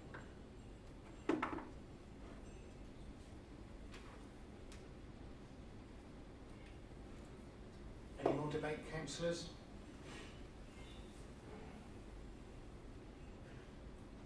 Okay, from my point of view, the need for housing, and especially social housing, is immense. We have got thousands, literally thousands of families on waiting lists to get homes. And I think that the inconvenience of parking a car over having your own home, I don't think is an argument when we've got town centre car parks that are way under capacity, that are relatively close. I'm not saying they're right next door, but they are relatively close. And there is also pressure we can put on the county council to ensure that some of the roads are put over to extra disabled spaces. We did it when we closed the town centre. I know that was under our auspices because we had the delegated authority to do so, but we increased disabled on-street parking around the town centre to take into account those spaces that were lost through the closure of Market Street and High Street. So I can see that, you know, where there's a will, there's definitely a way to increase parking. You know, and I just think that the need for housing, the proximity to the town centre, the rejuvenation of the town centre, I think is definitely achievable here, with us, you know, looking elsewhere to solve the parking problems. Sorry, Councillor Irish, you've got your hand up. Yeah, I must say that families in flats, that's not really too good, because I mean, an awful lot of my casework is families that are in flats that are desperately trying to get out of flats because it's very constricting for families and they've got no gardens for the children to play in, and they really want to move out. So to put families into flats is not brilliant. Fine for single people to go to flats. A family can be two people, well, so yeah, and they don't have to have children. But let's say families with children, that's really not very acceptable for us to put into. Yeah, you wouldn't put a family with children into a one-bed flat. I know there's some two-bed flats here, but yeah, I understand what you're saying. Well, yeah. But the need for single people and for couples without children is also very. It's fine for them. Councillor Bicknell. Yeah, thank you, Councillor Bourne. I think that you know, what you say about affordable, you know, or providing housing is absolutely right. I think that at the moment we have on the Home Choice Register approximately 1,900 applicants waiting for someone to live, and that's not 1,900 people. One applicant could be one person. One applicant could actually be a family of four. And I think the big families going into flats and talking about this application is a red herring, deviating away from the actual plan that we're actually we're here to determine. We're not actually here to determine who goes in those properties. We're here to determine the merits of the actual plan. You know, if you have nowhere to live, then actually living in a flat is preferable to having nowhere to live. But as I say, it's not actually relevant to this planning application anyway. But yes, I think that you raised some interesting points, Chair, with reference to town centre regeneration and thinking things over. But at the end of the day, with it, something is going to go on to that site. It's unlikely to remain a car park. The question is what's going to go on the site? Is it going to be this, or is this going to be re-looked at and come back potentially with retail on the bottom and then residential on the top two, with perhaps some tweaks to the design and picking up the bits from the design panel, green wall, solar on the roof, and what have you. Like I said, it is a prime site for redevelopment and regeneration of the town centre. And this is what will happen more and more in the town centre. You've got the post office as a sorting office where demolition will be starting, that hasn't really started in the near future. And there's a statement that we're going to full council with mentions about the post office. Something will go on this site. The question is what? And the question is, in planning terms, is this actually what we want to go on this site?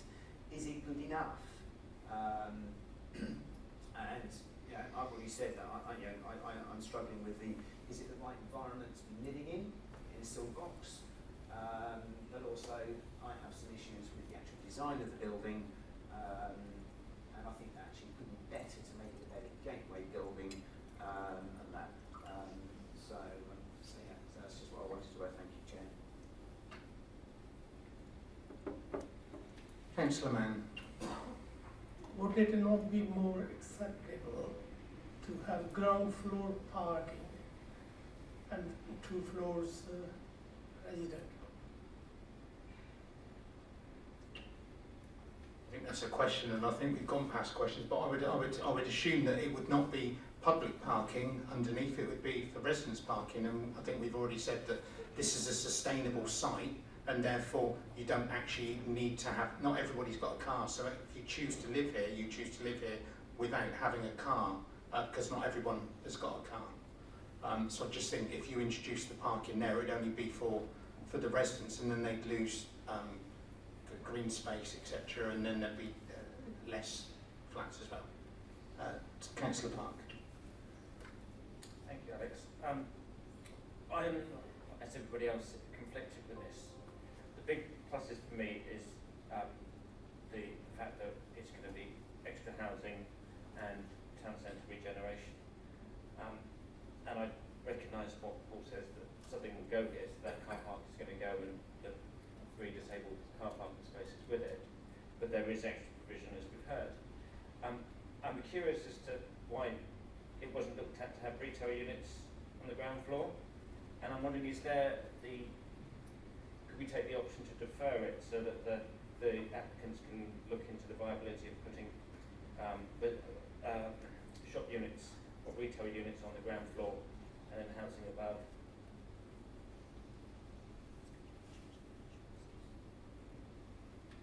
So, to my knowledge, that would have been looked at, but it's not viable when you can't find tenants for the buildings, etc. So this is the scheme being presented to us.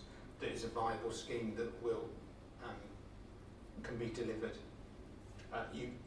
The alternative would have been to build shops and put the flats in, and then have the shops lie empty for however long. And does that? I know from personal experience that doesn't make any sense. Councillor Mann. Yeah, that's what happened farther along in Hansville. Downstairs, the ground floor was retail units. Then they had to change them to resident.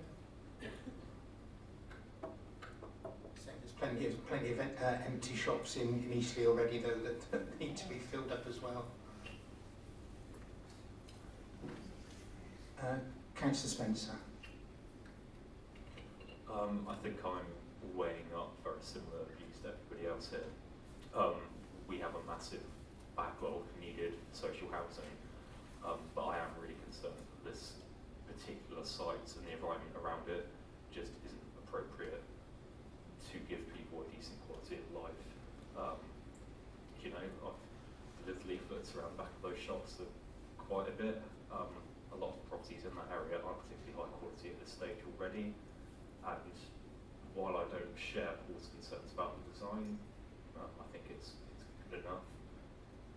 It's just location. It just doesn't seem sensible to me to put housing in that particular area, which is very difficult because you've got to weigh up the social housing is so important, particularly in areas like that.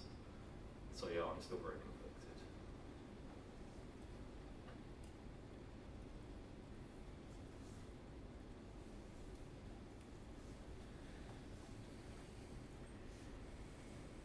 Okay, councillors, it looks as though debate has been exhausted, so thank you for that. So we'll move to the vote. All those in favour?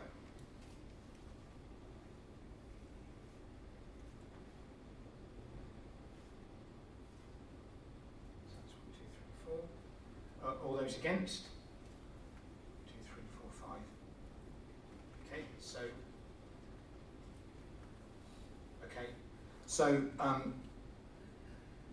because the committee has voted against, they now need to give valid planning reasons for that decision.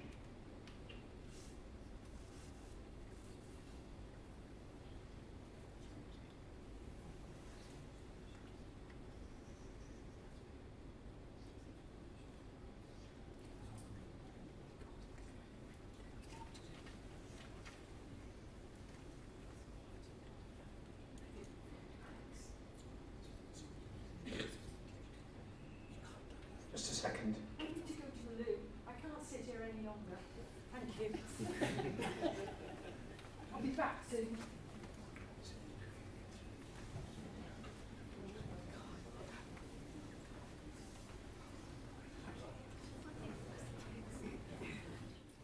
Thank you, everyone. Apologies for the delay, but we just want to make sure that we get the process and procedure right going forward. So the committee has voted not to approve. They now need to debate, or we need to debate, reasons for refusal, and then someone needs to move a refusal with the reasons. Okay. So who wants to start the debate? Councillor Beer. I was concerned about the impacts of that's horrible. The light and air. We didn't really talk about light too much, but if these are closed boxes, if they aren't getting much air into them, they obviously, there's the first and second stories, sorry, the ground and first stories, there aren't going to be a huge amount of light, and I'm just concerned about the mental health of people living there and the impact on them. Thank you. I hate doing those are my concerns raised. Councillor Tyson-Payne. So I have the same concerns. I'm also concerned about the loss of parking disabled space, and I give that quite a big weight. I know it's not strictly speaking a planning consideration, but it is something to which we can give weight, and I give a lot of weight to the fact that we are reducing people coming in for social events, and those people who are the most vulnerable and the most in need of socialisation and access. So those are my reasons, but also the same as Steve. What Steve said, plus. Councillor Dedhia. I echo what Councillor Bear said as well. My main issues are quality of life and impact on health, especially mental health, because of the light and air, and as we said, limited opening to windows, upscale windows, as well as with the air venting system, the quality of life. And I don't know if there is an impact we can assess or something for. Councillor Irish. Yeah, I share all the views of my colleagues, but I would like to add that I'm a little bit concerned about the proximity to residential properties. Even with the limited opening of the windows, I think there could still be problems there, and it's not a very good outlook for them anyway, is it, to look at without that floor. So I think proximity to the residential properties in Dedhia Road as well. Councillor Spencer. Yeah, once again, echoing what everyone's already said, I think it also needs to be taken into consideration that there's plenty of restaurants around that area, large residential, large commercial bins, lorries coming through, you know, smells, noises, going all hours throughout the night and early morning. You know, there's plenty of reasons there, I think, potentially to reject as well. Councillor Bicknell. Yeah, thank you, Chair. Oops. Whilst I voted actually in favour of the application, I do have a concern with certain aspects of it, because planning is a balance. It is very rarely ever black and white.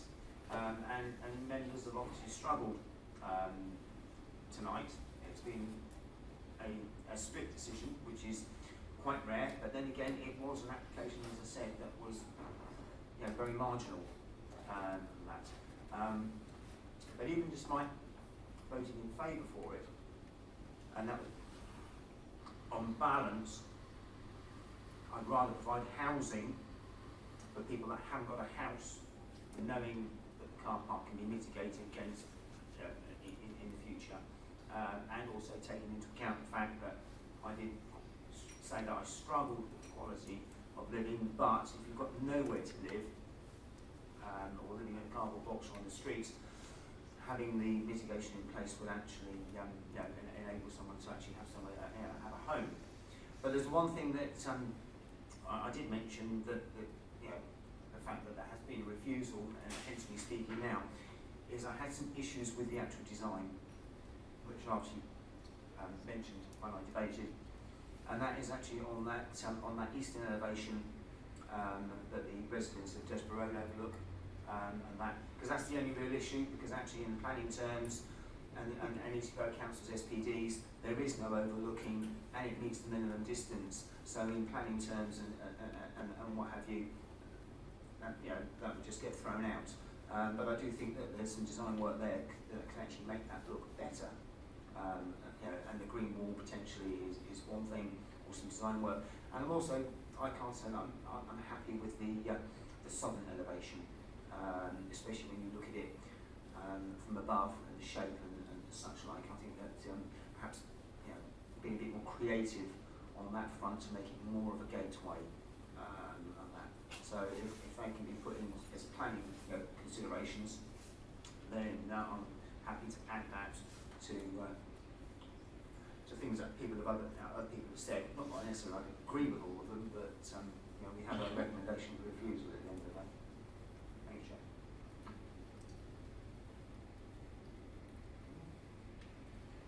Okay, so to sum up, we're talking about the quality of life of occupants in terms of light, air, and mental health, and amenity, and also the design aspects of some of the elevations. So, do we have? Oh, and the loss of the car park and the loss of disabled spaces. I think vulnerable users. I think also noise was mentioned from the local shops and restaurants in the area. Yeah. I would suggest there seems to be 4 potential reasons for refusal there. The primary one being essentially quality of environment for future occupiers because of issues such as noise, odour, etc. That I think could be used as a reasonable grounds for refusal. Secondary one, again, an amenity one as opposed to design, as Councillor Irish pointed out and Councillor Bicknell sort of raised as well, the impact of the development on residents of Desborough Road.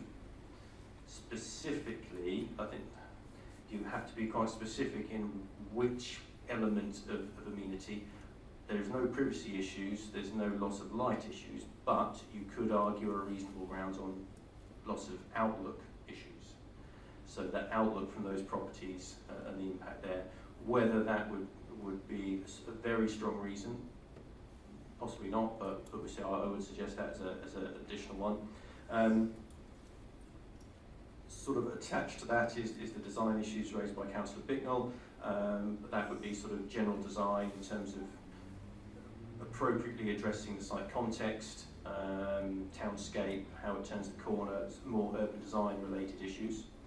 And then the fourth issue being loss of the car park, or more specifically, loss of those disabled spaces and the impact they have on vulnerable groups, vulnerable members of society, by reducing their ability to access important local facilities such as the Basics Bank, etc. So that it's a bit nuanced, but I think you could use as an argument in planning terms. Thank you, Gary. So we need a proposer.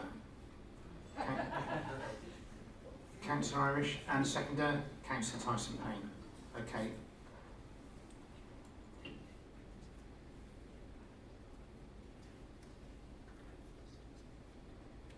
Okay, and Gary said that as part of this vote, you would vote to delegate it back to him to articulate the reasons in a technical nature after listening to your concerns.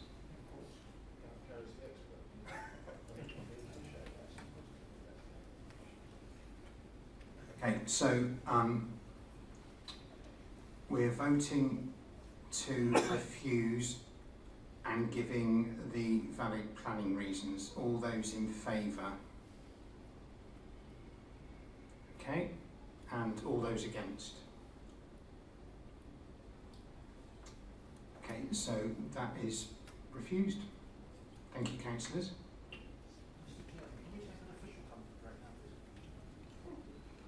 Okay, if you can all be back by 9:05, please. It's like 2 minutes to. Thank you, everybody. Thank you. Thank you. We now move on to item number 8, which is the planning application for land to the south of Nightingale Avenue in Eastleigh. So I'd like to ask Claire Martin to present the report. Thank you. Thank you very much, Chair.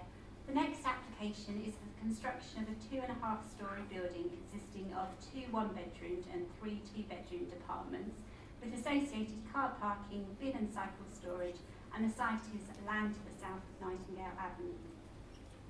The site is within the Avery Estate Special Policy Area and it sits behind the Nightingale Avenue shops and to the rear of the houses along Nightingale Avenue, Falcon Square and Magpie Lane. The site consists of an overgrown rectangular parcel of land which is accessed off an existing rear service road. This slide shows the character of properties in the local area. The surrounding area is predominantly 2-storey semi-detached and terraced houses which front onto the existing road. Photo 1 is taken from the northeastern corner of Falcon Square with the site in the background. The photo shows the style of houses typically found within the Avery Estate Special Policy Area. The remaining photos show more recent housing developments. Photo 2 shows a pair of semi-detached 2-storey houses on a similar infill plot further along the service road, whereas photos 3 and 4 are of larger, flatter developments, which include some elements of 3 storeys. The next slide shows the photos of the site and its immediate surroundings in a bit more detail. Photo 1 is the 3-storey building of the Nightingale Avenue shops, which is to the north of the application site. Photo 2 shows the access to the site, which is along the eastern side of the shops, and you can see the site in the background. Photo 3 is a close-up of the application site. The site contains a couple of low-level single-storey buildings, and in the background you can see the side of 15 Falcon Square and the garden of 13 Falcon Square. These photos are taken moving further down the service road. Photos 1 and 2 show the rear elevations of the 2-storey houses along Nightingale Avenue and Magpie Lane. These houses have gardens backing onto the rear service road, and some of them use the service road to access their car parking spaces. Photo 3 is looking westward from the service road back towards the application site and shows the current state of the site. You can also see the property at 15 Falcon Square, which has 2 first-floor side windows facing onto the site. One is a bedroom and the second is a bathroom. The house at 13 Falcon Square is in the background. Next, we move on to the planning application. The proposal is for a 2.5-storey apartment block of 5 flats, with the top floor flat in the building's roof slope. The main part of the building is located on the eastern side of the site, facing the dwellings along Magpie Lane. On the northern side of the property, there is a single-storey section containing the bin and cycle store. The proposal has 8 car parking spaces, 1 in front of the building, and the remaining 7 spaces in the main car parking area at the rear. The car parking area also includes 3 electric car charging points, and solar panels are proposed on the bin store's roof. The proposal doesn't have any communal external amenity space, however there is a patio area for each of the ground floor flats in front of the building. There is also a small landscaping area in the southwestern corner of the car park, which could be used for residents to sit out in. Next we come to the floor plan. On the northern side is the bin and cycle store, which opens directly onto the service road. The cycle store can hold about 10 cycles. There's also a gap underneath the canopy for cars to access the rear parking area. The doors to the flats are at the rear of the building. The 2 ground floor flats have their own separate entrances, and in the centre is a communal entrance for the upper floor flats. The 2-bed apartment is coloured blue, and it has its main living area on the northern side of the property. The living area is dual aspect, with the doors on the eastern side out to its patio. This is followed by 2 bedrooms also on the eastern side of the building. The 1-bed apartment is in red and has its main living area on the eastern side, again with a door out to its own patio. The bedroom is located at the back of the building. Next we move on to the first and second floor layout. The first floor layout is an almost exact copy of the ground floor, containing a 1-bed and 2-bed flats. The main living area for both of the flats have Juliet balconies on the eastern elevation, and there's an additional Juliet balcony for the bedroom of the larger flat. Originally 4 balconies were proposed, but these were removed in order to reduce the level of overlooking into the surrounding houses. The second floor flat is located within the building's roof slope and that has been designed as a smaller 2-bed, 3-person dwelling. All the flats are able to meet the nationally described internal space standards in terms of both headroom and floor space. The second floor flat has its bedrooms on the northern side, bathroom in the centre and the main living area on the southern side of the building. The main living area is open plan and dual aspect. In terms of residential amenity, all of the proposed first floor windows are more than 22 metres away from the facing windows in the neighbouring properties. However, the proposed second floor dormer windows are between 24 and 25 metres away from the rear windows in the properties along Magpie Lane, and this is below the 27-metre standard separation distance for second floor windows. It's therefore recommended that both the proposed bathroom and eastern lounge window in the second floor flat is obscure glazed to provide privacy for the Magpie Lane dwellings. Next, we have an artist's impression of the building as viewed from the rear service road. The building has a fully pitched roof and is of symmetrical design, with all the windows lining up and being in proportion to each other. The materials have been picked to fit in with the red brick and clay roofs visible on some of the surrounding properties. The main part of the building is on the eastern side. All of the ground and first floor windows of this elevation are full size, and the main living spaces have Juliet balconies or patio doors. The second floor has 2 small dormer windows and a central gable window, 2 of which would be obscure glazed. The northern elevation has 4 small windows on the main building, and it also includes a single-storey section for the bin and bike store, and also access to the rear car parking area. The top elevation faces onto the main car parking area and includes a central entrance feature and access for the ground floor flats.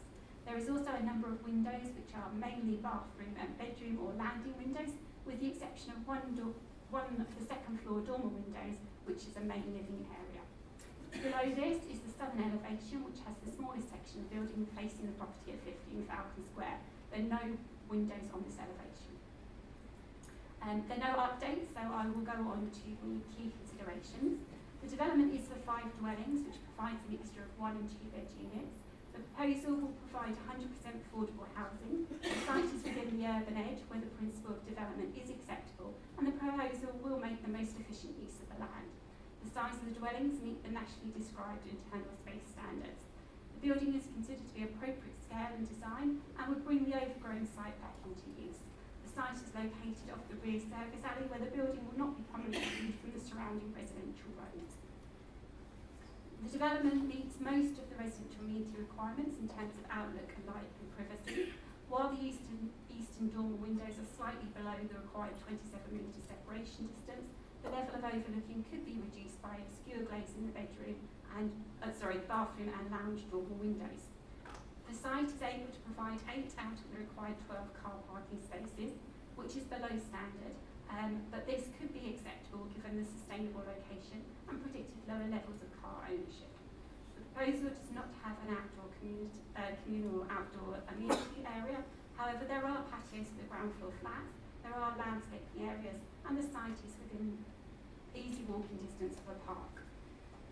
Therefore, the recommendation is subject to securing the contribution towards the solar recreational mitigation strategy and the forest recreational mitigation strategy. The recommendation is to delegate back to the Executive Head of Planning and Economy in conjunction with the Chair and Vice Chair to grant planning permission as set out within the committee report. And that concludes the presentation. Thank you, Chair. Thank you very much, Claire.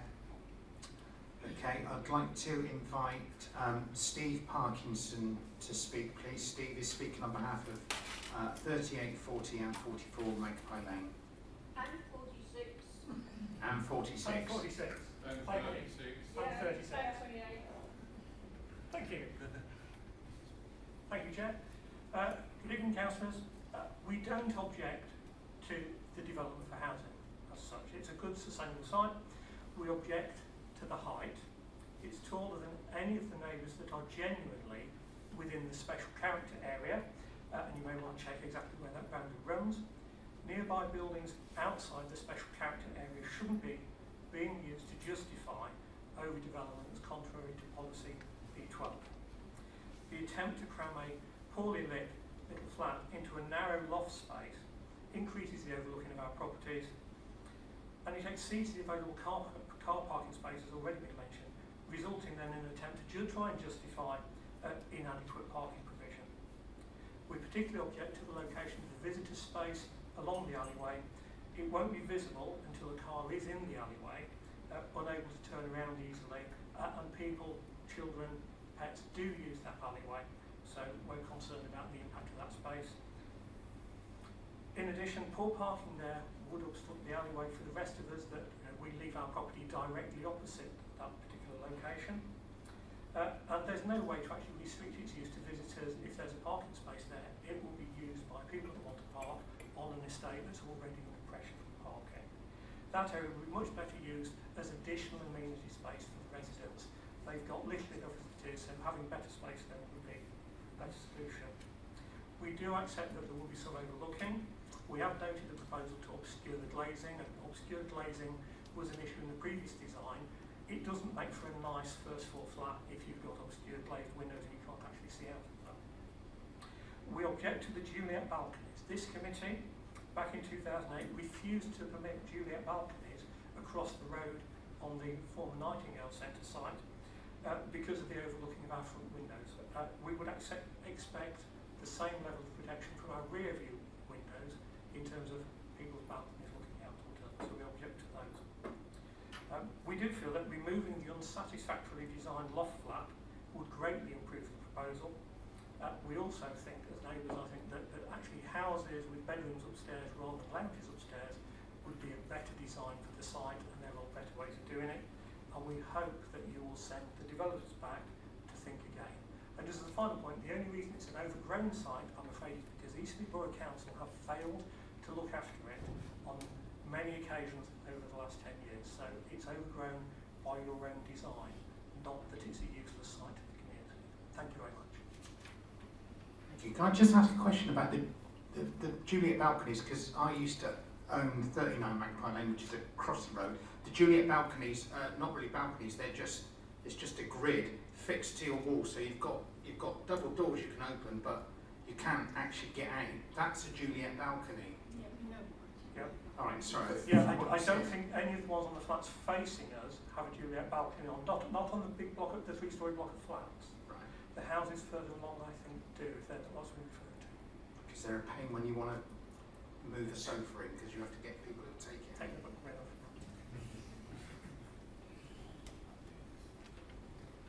Okay, I'd now like to invite Vicky Postins, please, to speak. Thank you. Good evening. My family and I live at 13 Falcon Square, which neighbours the land that is proposed to be built on, which you can see there. We left various different comments on the comment section on the planning portal, such as invasion of privacy, noise disruption, poor sewage, vehicle movements, damage to our trees, and even access to the site. Today, however, I wish to bring up a couple of these concerns, which hopefully won't cross over too much with other people. First off, we were hopeful when we discovered there had been some amendments to the plans. That hope was quite short-lived, to be honest. Once seeing the proposed amended plans, we saw obviously that they've reduced the size of the balconies, but they are still there, so it doesn't completely alleviate the problems of those being overlooked. And there were some changes to the colour scheme of the fascias, roof tiles, windows, which didn't exactly address the concerns that we had raised as residents. And to be quite frank, it's a little bit of an insult, considering I didn't see any comments regarding colours of tiles, windows or anything like that, but more about invasion of privacy and concern for the number of dwellings. So we mentioned in our comments that should the plans go ahead, as we will be the ones that have a car park next to our property and along our fence line, we requested for a higher fence to be put in place to reduce noise from the vehicles moving as much as possible, to maintain our privacy a little bit more, because at present no one can actually see in from that direction, and also to try and prevent as much impact from the fumes when sitting in the garden, and again overall the noise from all of this. This was completely dismissed by the developers, and we do request that should it go through, should the plan go ahead, we would like to request a higher fence put in place, as I've mentioned, to reduce the impact of these vehicles next to our property, next to my children's playroom, under my daughter's bedroom window, etc. The other issue we have is that fence runs along our children's play area, which is under the trees. It can't be moved. And we raised concerns with vehicles being able to park straight against the fence. There is no measure, no curb put in place to stop the chance of a car coming through the fence or hitting a fence if they pull in too quickly. We've again been told they do not believe this is an issue and that it can't be rectified due to the size of the plot.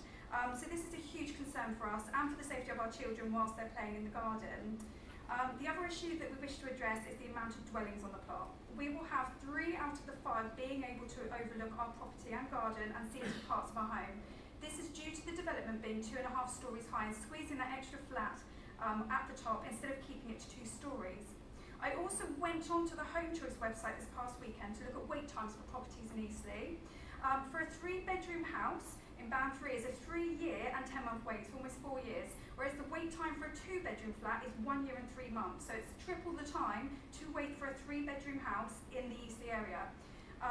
So surely with the need in Eastleigh for housing, we completely understand there is a need, and the demographic area, it would be much better suited to have 2 3-bedroom properties built instead of 5 flats, which clearly are not in as great demand and will create more pressure on on local parking, infrastructure, amenities, and will also cause more upset and privacy concerns with those already living around the proposed site. It feels like the plans are based on financial gains rather than finding an option that works best for the local community and those immediately affected by the proposed build. And that's it, thank you. Sorry I went over, I did time myself, but obviously not good enough. Thank you very much. Thank you very much. Thank you. Now I'd like to invite Dave Horwood. Good evening. I live at 15 Falcon Square, you can see on the site layout there, and you can clearly see that the new proposed building is in the closest corner, clearly less than 1 metre away from our boundary. This will result in our downstairs kitchen, dining room, and then upstairs one of our bedrooms and our bathrooms looking directly onto a brick wall less than 3 metres away. That's going to cut out most of our light and it's going to prevent us from being able to see anything other than the brick cutting away all the view that we might have of the sky currently. It was mentioned in the Nightingale Avenue access statement by Craig Morrison that there was concern of the oppressive feeling that may result to 15 Falcon Square with the long side return along the boundary. Clearly that's not been addressed in these new proposals. We feel that the height of the building should be reduced to 2 stories and the new building should be moved further away from our boundary. Now, according to the Eastleigh Borough Council character area appraisal, under policy 183 LB, the Eastleigh Borough Local Plan Review Development said that all developments, including extensions and new builds, should not be permitted unless the following criteria are met, which is the size, scale and architectural style, materials and detailing of any proposals closely reflect the character of the existing development. And these are stated as terraced, semi-detached, 1 and 2 story heights. I noticed that several of the photos used actually showed buildings outside of that area on the other side of the road and including the shop, which are actually within a different developmental area. We also have concerns about the parking against the edges of both 13 and 15 Falcon Square. There was talk of a brick wall at some points, there was talk of double skinning, all of that seems to have gone, there's nothing but a thin fence between us. So the effects of the noise, of the pollution, are clearly going to affect the gardens of both of those. It also concerns me that on the south-east corner, the Juliet balcony there, those people can open that and look directly down into the corner of our garden, which is where we have our patio, our barbecue area, and where we sit in the evening. And they're literally going to be looking down straight at us. So in summary, we believe that the height of the overall building should be reduced, the building needs to be moved further away from our boundary, a brick wall should be built on the boundary of both 13 and 15 Falcon Square, and that the Juliet balcony should be removed and just normal windows put in their place. But our key point is the height. Thank you very much. Thank you very much. Is there anyone else who wants to speak in objection? Hang on, please. I won't need a mic. I feel extremely angry, so everyone can hear what I'm going to say. Would any of you like to be overlooked? That's it. Answer that. Thank you. Can I now invite Alex King to to speak? Thank you.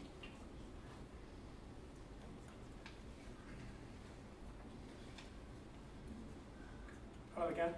Thanks again for the opportunity to speak this time about a different scheme. So I'll save the repetition from the previous representation with regards to Bhavin, because you've all heard it. But again, I do appreciate the ability to speak, and thank you for the eloquent words of others already. I know we will disagree, but hopefully it'll be a good debate. The scheme before members is set out tonight. It's been described by the case officer very eloquently with reference to plans. Currently, as has been noted, the land is within the current ownership of the council, and the applicant has been working with the council to deliver a scheme of 5 affordable social rented units in Eastleigh. As with the previous scheme, with the prior submission, we worked with officers throughout the scheme to try and present a scheme that we thought would meet with the requirements of the contract to deliver 5 units, and to also present a scheme that would be of a suitable quality of design.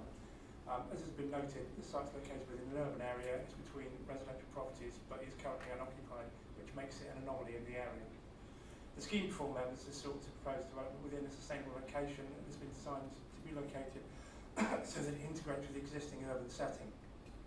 While this will obviously be a new development on land that has not been previously developed to my knowledge, we hope the scheme provides a considered design response which respects the neighbouring residential properties and creates a form of development that is of good design. Sorry.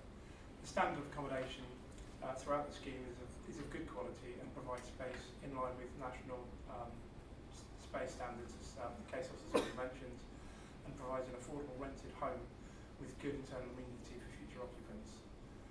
In regards to parking and cycle storage, this has been provided within the development in line with discussions with the council. I do hope that members will agree that the development offers a good opportunity to add 5 more affordable rented units to the borough within a well-considered and well-designed scheme. Thank you very much for your time. Thank you. So I'll now open it up to councillors for questions, please. Any questions? Councillor Tyson-Payne. So I seem to recall that when we saw this originally, there's real concern for me about how a car can get round there safely and park and turn. It looks exceedingly tight. Has any work been done to assess that? You say yes, I am going to say yes. There is an access statement that goes along with it, and at the back of the access statement shows how, as well as bin law, is how cars can get into the site, and they can just, it is tight, but they can just about get in there, and there are other residents that use that area for parking as well, that use the cars go round.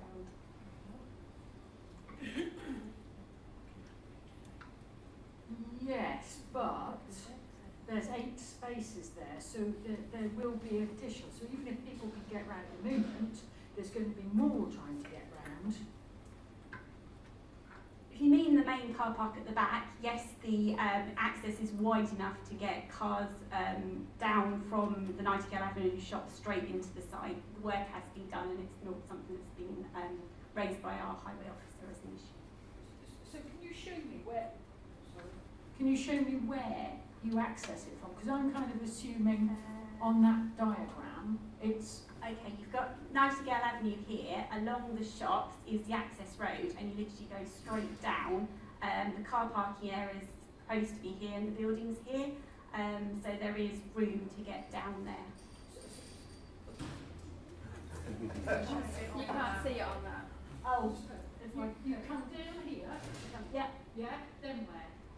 Then into the main car parking area here for the 7 spaces. So it's straight Straight down. In Yeah. here. Yes.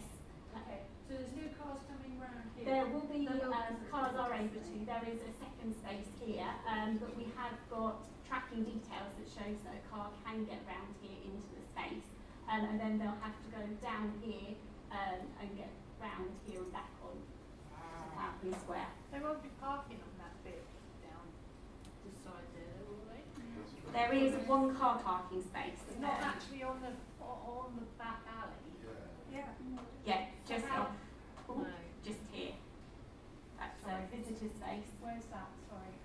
That's off the back alley. There's a visitor space just here. So how do residents get their cars around there?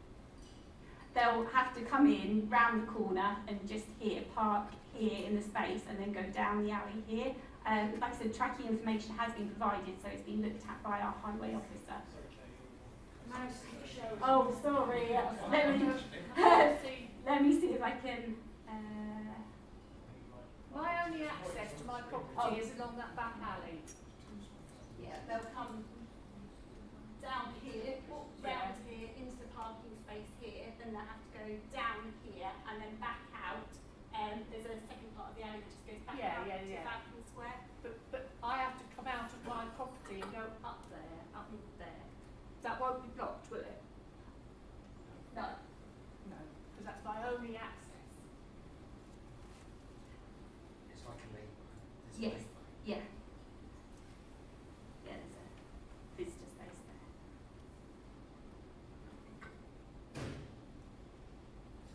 Councillor Tyson-Payne. So if somebody comes down and goes into that this parking space, what you're saying is there isn't enough room for them to turn their car round. No, they'd have to keep on going down to the bottom, and then there's a second part of the access that takes you back into Bhavin Square at the south eastern corner, and then back into Bhavin Square and out. So it's almost like a one-way system. Okay, except that this lady here, yes, who I believe probably lives at number 40.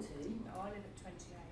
She's further on down. Further on down. Do you go down? No, I can only get into my garden by coming round, going past my garden and backing in.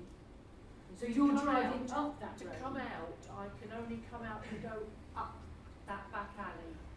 Okay. So we haven't really got a one-way system. No, it's not a one-way system. I think that obviously the situation exists at the moment with a few residential properties having parking at the back.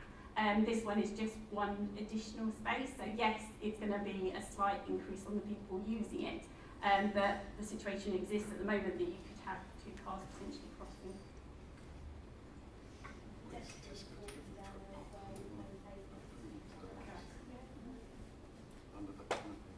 It's not, I'm sorry Mr Chair, but it's not nearly as easy to drive down that alley, especially in the dark. I live in 40, I will be driving my car straight out into that vehicle when it's dark. We can't park at the front because there's no spaces in the front, so we've got a choice. Okay, I understand. Any more questions from councillors? Councillor Dedhia. Just following that, why is that visitor bay the necessary outcome? It was just to get an extra space in there because it's slightly below parking standards. If it's a big issue for members, I suppose that space could be removed and you just have the 7 spaces at the back of the at the main car parking area, if that's a more sensible solution.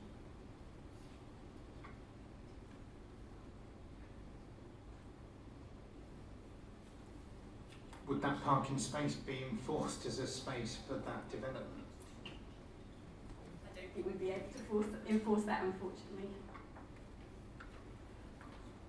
So Tyson-Payne? I'm sorry.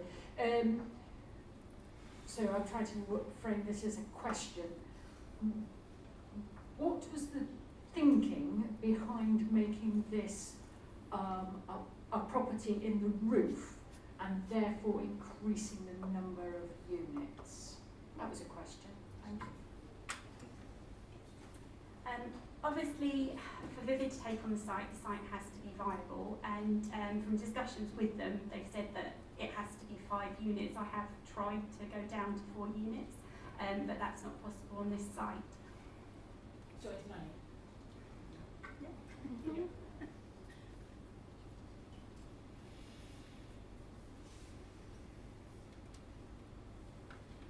Okay, looks so there's no more. Oh, Councillor Bicknell.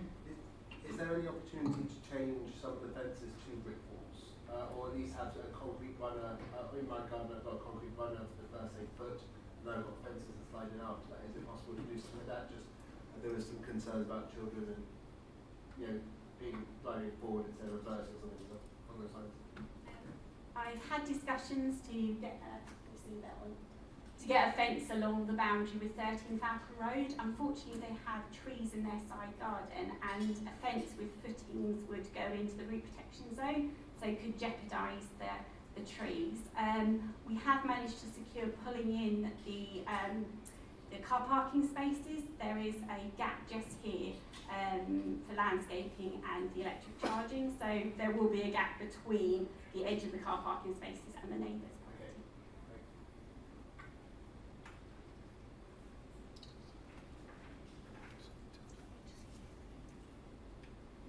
Okay, no more questions?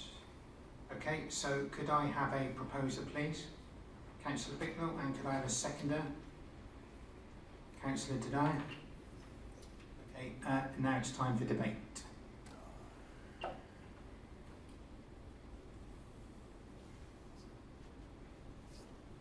Councillor Tyson-Payne. I don't like this. Is that a debate or is that a statement of fact? So my concern is, yes, I listen to the residents about the height. I also think, I do agree actually, a couple of 3-bed houses would be quite nice there rather than this. I seem to recall that we had a team meeting where we were told there was a previous planning approval that we were bound by. Have I got the right property, or am I talking? That's a different one, is it? Okay, sorry, ignore that then. I just feel it's too much, and I think if the top was not a flat, and therefore the parking spaces were better, but it still looks awfully tight. I'm fascinated by the fact that actually some of the residents say, yes, there should be housing. Yes, I think you're right, it should be housing. To housing, No, it's the access. Yeah, it's the access, and do you know, it looks tight and nasty and uncomfortable. So those are my thoughts. Councillor Irish. Thank you, Chair. I guess I share Sara's view on that. I think it's far too tight on that site for what we've got there, and I think houses would be much more acceptable. And it's houses that we need. We don't need flats. We do need houses for families to live in. So, you know, I think if we could go away and look at another scheme with housing, I feel a lot happier, but I'm not happy with this. Councillor Bicknell. Thank you, Chair. To actually listen to sort of some planning context on that, obviously the large part of the Avery estate is a special character area, with a few exceptions. Nightingale Court and that side of Magpie Lane are outside the character area. They're a completely different build to the Avery estate. Wren Road, which is the exception of what I've just mentioned along Magpie Lane, I think is the only place on the entire estate that has flats. Wren Road. Wren Road. Yes, yeah, it's the only one. Yeah, I don't think there's any other flats on the entire Avery estate other than that part of Magpie Lane. There's masonettes. Sorry? There's some masonettes. Okay, but you get the gist. Yeah. And of course, the Wren Road development replaced the Beatrice Art Gallery that was originally there and then later became the school. So there hasn't been a precedent set anywhere in the special character area, and this building does not meet the special character area. Part of a special character area when the estate was laid down on the bequest of the Fleming family, then a lot of the properties had to have a certain size garden. That's part of the character area of the Avery estate as well. So it doesn't actually, this building does not meet requirements of the special character area of the Avery estate in my view. Because one, it's flat, two, it's 2.5 stories, and with the exception of the buildings I've just mentioned, there aren't any others on the estate. I think it's overdevelopment for this site, taking into account the fact that with the car park and what have you, it doesn't meet the parking requirements, our own requirements, and this particular part of the estate is very tight for parking. I mean, whole estate is tight, but this particular end of the estate in this particular area is very tight for parking. And there is, as I say, there's no communal garden amenity space, and yet part of the character area are the people's gardens, as well as the design of the buildings and the materials actually used. And other than that, I mean, I would argue that it's actually not that close to the town centre to sort of negate the parking side of things. And of course we don't need an SPD on the second floor. So I can't support the application as is. However, I do think it is an ideal site for development and housing, the right housing, because obviously there was a photograph of what was it? There's two at Falcon. 28 Falcon Square. That's right. It's on a bit of paper here somewhere, but I've lost it. And there's been infill in Linnet Square, and obviously there's the new build at the other end of Falcon Square that's happening at the moment.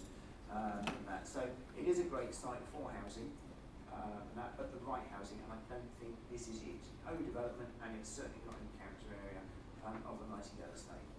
Thanks, Chair. Councillor Irish. Thank you, Chair. If it's helpful, I totally agree with Councillor Bicknell, who's actually spot on there. Would it be possible, Mr. Chairman, to actually move to defer this and to ask the developers to have consultation with our planners to come back with a scheme for basically for housing development and not for flats? That's possible to do. I think that would solve our problem, wouldn't it, if we did that? So that if that's possible, I would definitely move deferral on that basis. Okay, I think we'll listen to some more members, but I believe that whilst we can ask to defer, I don't think I'm not sure if you can be quite specific about, but I think the reasons for deferral will be quite apparent and clear. Well, Mr. Chairman, I have moved deferral, so can we not vote on that then?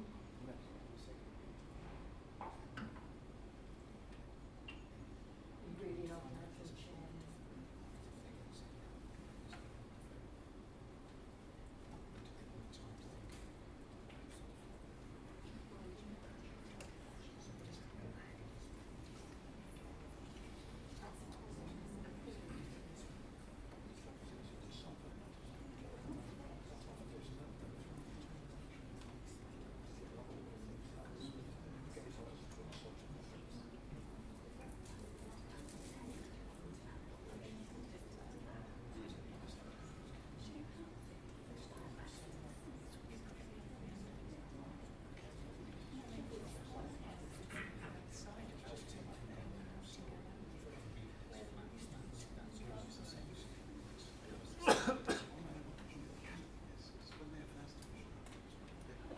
Councillor Irish, a deferral on your basis doesn't feel right because it's not a tweak of the existing scheme, so that would probably need a refusal.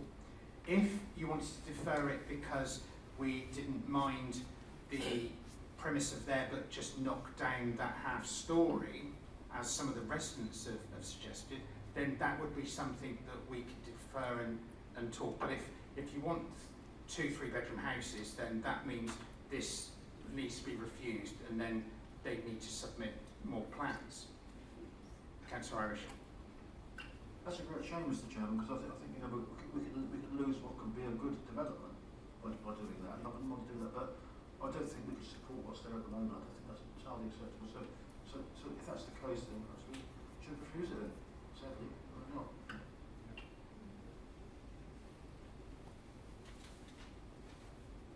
So does anyone else want to debate or talk about a referral for a scheme where it's not 5 units or an outright refusal? I'd rather people debate it rather than just... Councillor Beer? I'm just interested to hear thoughts about how we could mitigate some of the residents' concerns in terms of duet balconies. I've never actually owned one, so I've never tried to put a sofa in or out of one, and I'm quite interested in kind of hearing the rationale to have one, because I've always had windows personally, and I am overlooked in my house, so I do understand some of the concerns, but I'd just be interested to understand some mitigation you could think of to come up with some of their concerns. Councillor Park. Thank you. So we could look at removing that top floor and mitigations like Steve, but that doesn't get over the points that Paul has made about the fact that it doesn't fit into the character area. So we're still going to have that hurdle. So it would be more in character with two stories than it would be if it was 2.5 stories. Yeah. But still the character of the building is not the same as the rest of the estate. That's my view. So I think it's a compromise, but I think possibly it would require a refusal with then vote coming back with vote. Councillor Mann. When we talk about amenity space and they say, oh, there's a park nearby, if you're cooking your dinner and you want your kid to play outside during the summer days, how can you manage that? You know, they keep coming up with these things that, oh, there's a park nearby. Then you have to go with your kid, isn't it? If you've got a 5-6-year-old kid wants to play outside. Across a very busy road.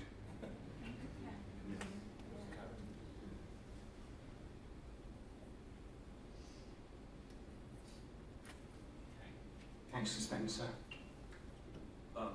Just to agree with Councillor Park that it kind of feels like our hands are tied on this because it, even the compromise that was proposed, it barely meets the special character area requirements. So it does seem to me most sensible to just reject it on those grounds and go back to having 2 properties there, which seems like everyone's preferred outcome anyway.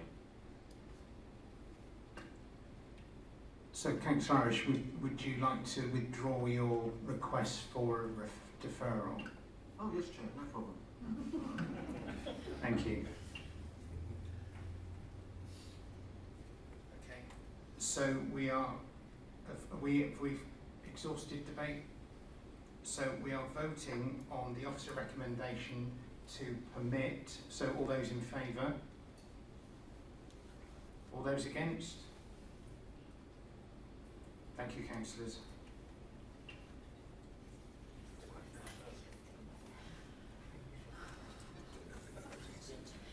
So we now need to debate the reasons for the refusal,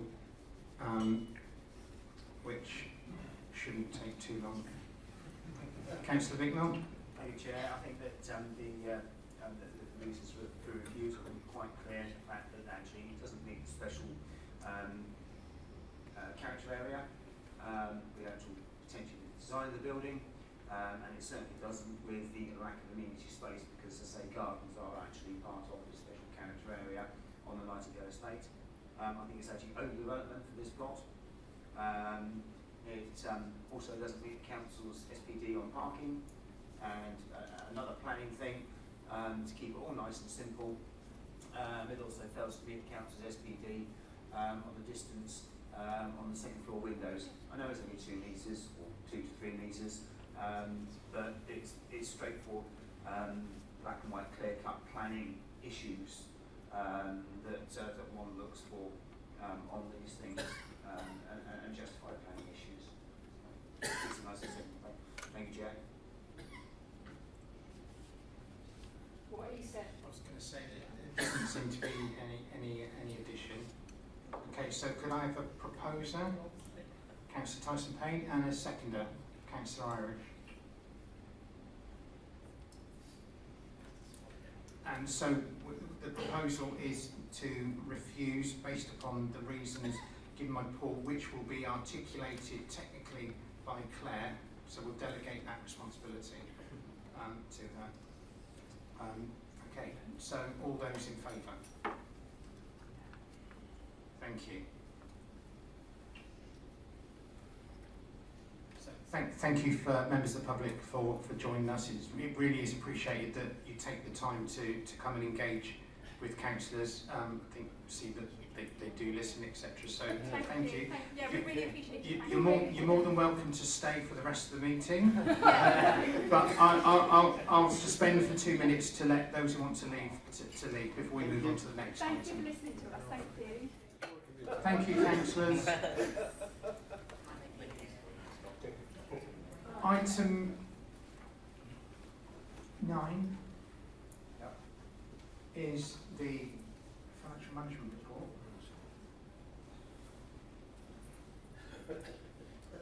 Presented by Guy. Thank you, Chair. I won't go through it blow by blow, but if there are any questions, do ask. Councillor Bicknell. Yeah, thank you, Chair. I've just got one question, and it's can I ask that members are presented with a timeline on when these items will be delivered, please, where practicable. Things like bus shelters and stuff obviously can have a timeline. Things like environmental agency stuff, perhaps not. But I think it would be quite nice to have a timeline provided to members as to when some of this stuff will be seen so we can monitor it and track it. Thank you. We'll do our best. It's not always possible. Obviously, sometimes we're just allocating resources which then have to be worked up into a project with a plan. So we'll use best endeavours to try and answer that. Thank you. Any more questions? Councillor Irish?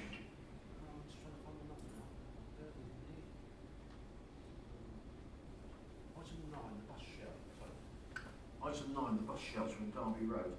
Is this the bus shelter Southampton down opposite Spencer Road? Yes.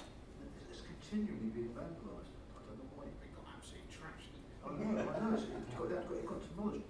And I think we could be spending money all the time on this. It's ridiculous. I mean, it's trashed all. I can't understand why. It's just that shelter, but it's trashed all the time. I'm a little bit worried about spending a lot of money on it. It's going to get trashed again, isn't it? It is. I caught the bus from there for the first time in a long time, and it wasn't raining and it was okay. There is a shelter just around the corner in Nightingale Bridge. Sorry, Guy was going to say something. Well, only that I raised that very point, because I think it's not the first time this shelter has been hit fairly drastically. So we are going ahead with the replacement. It is a little bit more involved to get approvals from particularly the location with regard to the bus provider, because it's all on their GIS mapping and so on, so they can't just decide to shift it, but we are going to be able to, and Callie's going to jump in at that stage.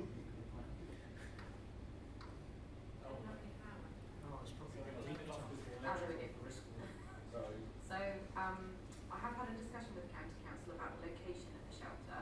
So you're right, that shelter has been damaged on a number of occasions in the last 4 years. One of the strikes was a joyrider in a stolen vehicle.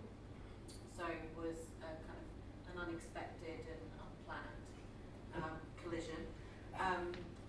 There was another strike which damaged the shelter but didn't require replacement, so it was repaired on the second occasion. And this time the report to us was that as the delivery lorry reversed into it. Now, the shelter location where it is at the moment, it's been there for a number of years. I did have a conversation with the County Council about whether there was opportunity to relocate it to provide a more secure location away from driveways. And there is an area where a number of houses have a plot of grass at the front, and I did wonder whether we could move it just along the road a little. That grassed area is actually part of private land. It's not part of the public highway. And when you try and find a space, you're either moving it too close to the next stop or too far around the corner to the next stop because of the number of driveways that are in place. So where it's positioned now is probably the only location that's suitable. I think the shelter has been ordered to be replaced. I think if it's hit again, then obviously we'd look again. I did suggest that perhaps we look at a smaller shelter. So at the moment there's a 3-bay shelter. We could look at replacing it with a 2-bay shelter, so it would just be a smaller target, if you see what I mean. little bit further away then from the driveways adjacent, so less likely to be hit by a vehicle reversing in or out of one of those driveways.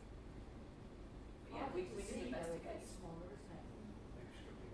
Yeah, she's got bigger.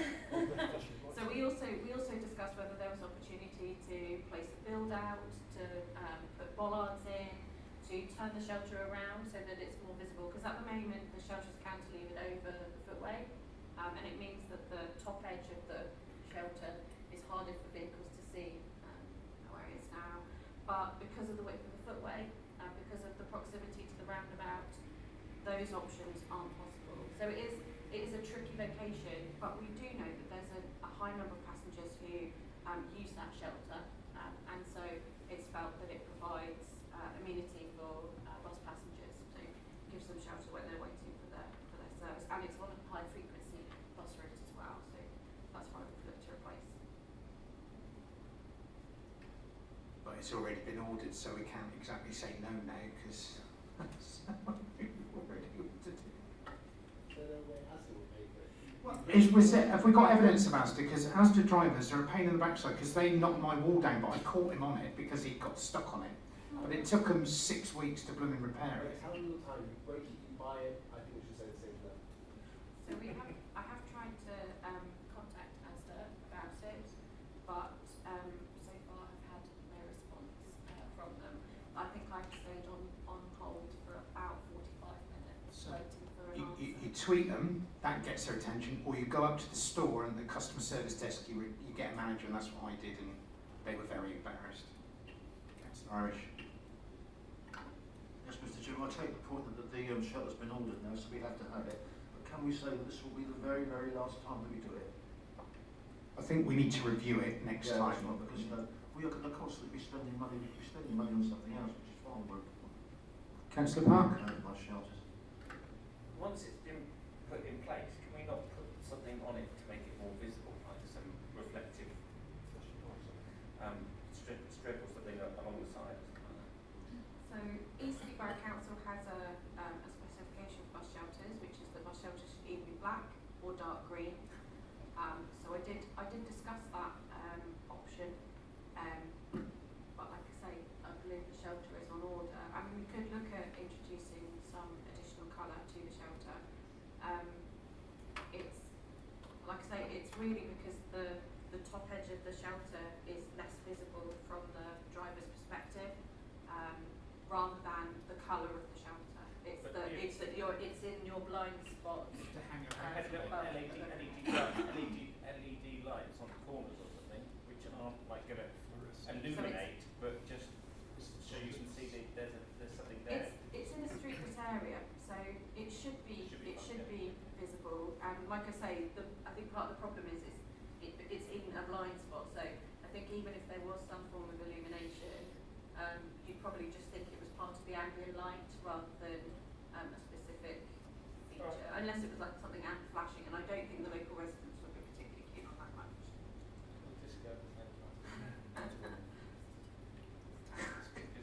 Any more questions? Can I have a proposer? Councillor Bicknell, seconder, Councillor Tyson-Payne, and is there any debate? I'm really pleased to see the paddling pool money. I'm looking forward to that, because that has been what a resource we've got. And the football pitch on Grantham Green. I was just going to say very similar. I had a person email me this morning basically saying, is there any chance of getting what's the word for it? Shelter? Shelter. Yeah, we're going to put trees there to shelter it and make the area bigger. Shelter around the Fleming Park pool, because apparently kids every year get very burned there. So I think it's amazing that it's being put in there without me having to do anything. Okay, all those in favour? Oh, sorry, Councillor Irish? Yeah. While we're all talking about things to be like, I think number 2 is absolutely essential. I'm really pleased to see it there, the flood prevention, running on the park. I think we've been complaining about that, but having problems there for years. So that's really They'll have less problems now because we've actually fitted special flood barriers on the doors. Yeah, so that's good news. Yeah, Sorry, all those in favour? Thank you, councillors. Fees and charges. Thank you, Chairman.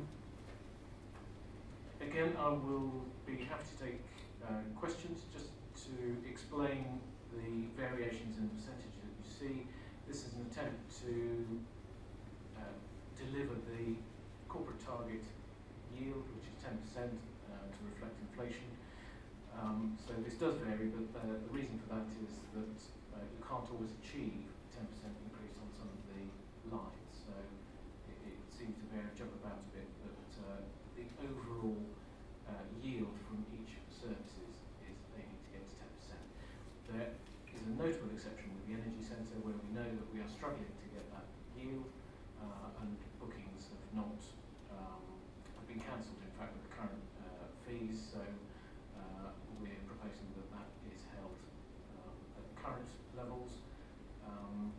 So that explains why that one isn't at 10%. Happy to take any other questions. Questions, Councillor Park. I just noticed one thing which hasn't had an increase, and that's genealogy search. I know it's not much, it's only 30 quid. If you put it up to like 10%, that's 33. It's only just been introduced, though. Oh, so brilliant.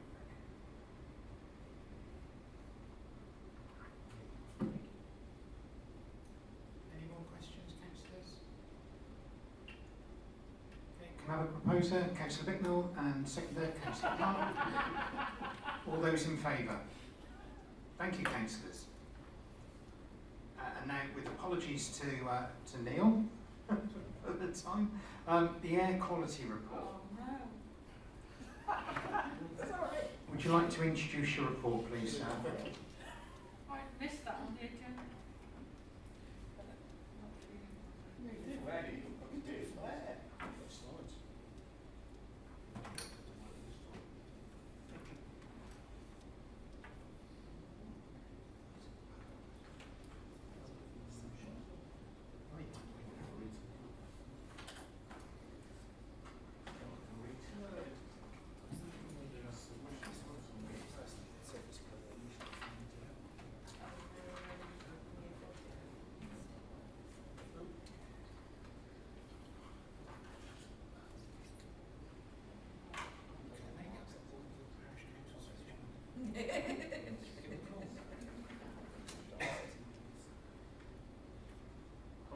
Hello. Thank you. I'll just tweak the slides. Full screen is looking for full screen. F5. Sorry? F5, people. Yeah.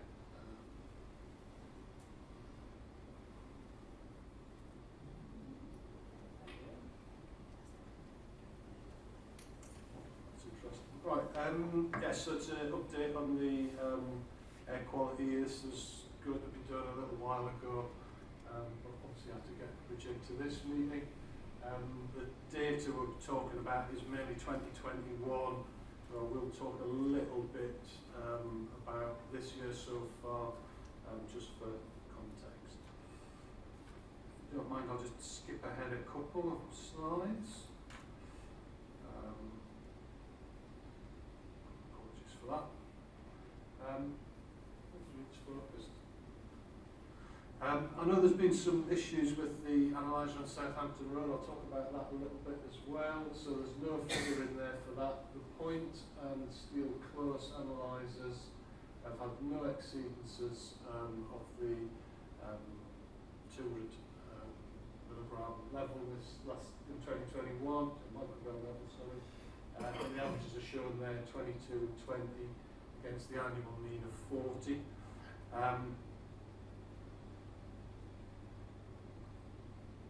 What I have got here are some figures for what we call diffusion tubes, which are the monthly average data that we collect.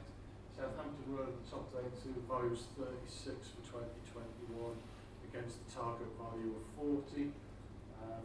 Lee Road, Cllr Road 25, Junction 13, 33, Belmont 20, Hadley 15.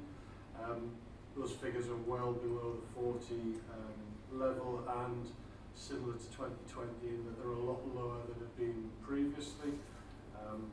Obviously 2021's partially in lockdown as well. That's the one of the main factors on that. I've just included a graph here just to show Southampton Road, one of the diffusion tube sites. This is unadjusted data, so it's a little bit higher, but you can see there the red line's the 40 annual average, the black line are the monthly values against that, and you can see that really it's hovered around it. But there's not much of a variation. Normally you'd expect that graph to look a bit like a U shape, higher at the beginning, higher at the end, and lower in the middle, reflecting the fact that in the winter their pollution levels are higher. So you start January and finishes in December. You can see that's fairly flat really, which I think was something to say something about how the weather does affect the data that we collect and present. I've got, this is the real-time data, as we would call it, from the analysers at the point in steel Cllrs.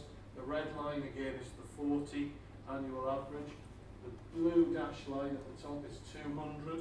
That's the 15-minute mean, 15-minute level that we're allowed to exceed 35 times a year. We haven't got anywhere near it in 2021. There's a couple of breaks in data, both caused by faults on the machine that we put right. But as you can see, the air pollution levels have been very, very low in 2021, as they were in 2020, and that's largely down to the good weather. So the point I'm reassuring I'm trying to make here is that although we haven't got the real-time analyzer data for Southampton Road for 2021, I'll explain that now. Given the other two sites are in the borough, not a million miles away, I think it's highly unlikely that Southampton Road has had wildly different air pollution. So I think just to reassure somewhat that although the equipment hasn't been working in the way we would have wanted, we've not had a problematical period which it would have been more annoying to have missed. Just to talk a little bit about what's happened at Southampton Road, because I know that was something that people have been interested in. We had to replace the cabinet that houses the equipment because we had a flood, and that was my colleague Izzy was working for us still. And as a result of that, we had to replace the cabinet, and so take the cabinet away, put a new cabinet in. That took an inordinate amount of time because of lockdown, people isolating, the various contractors that they could rely on. That dragged on interminably, and then after that we got the equipment put in, and we started to have some odd readings from the equipment. It was reading low, it was being a bit unreliable. Well, sorry, actually I've missed a bit out there. We had problems with communication. You had to get a new modem, you switch if you get involved with your IT at home on your network. Sorted that out, the equipment then, we found that we were getting spurious readings. After a lot of taking the equipment back to the lab on a couple of occasions, transpired the problem was actually between the equipment and the sample inlet inside the box. So it was actually, wasn't the equipment that was a problem, it was the sample line that was a problem.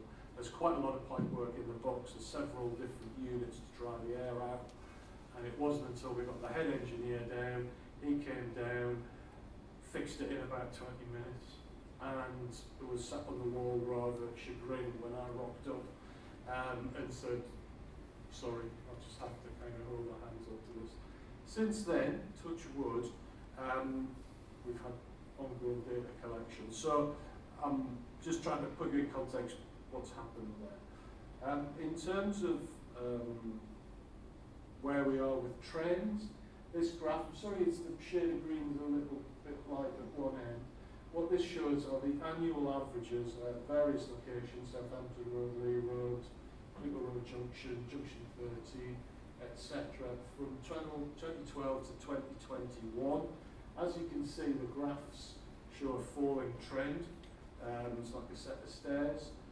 If you look carefully, you can see that to the right-hand side of each of the graphs, the second last is 2020, and the right-hand most one of each of those is 2021. 2021's picked up a little bit over 2020, but if you take a line from 21 to 2012, you'll see that it's still dropping on quite a trend.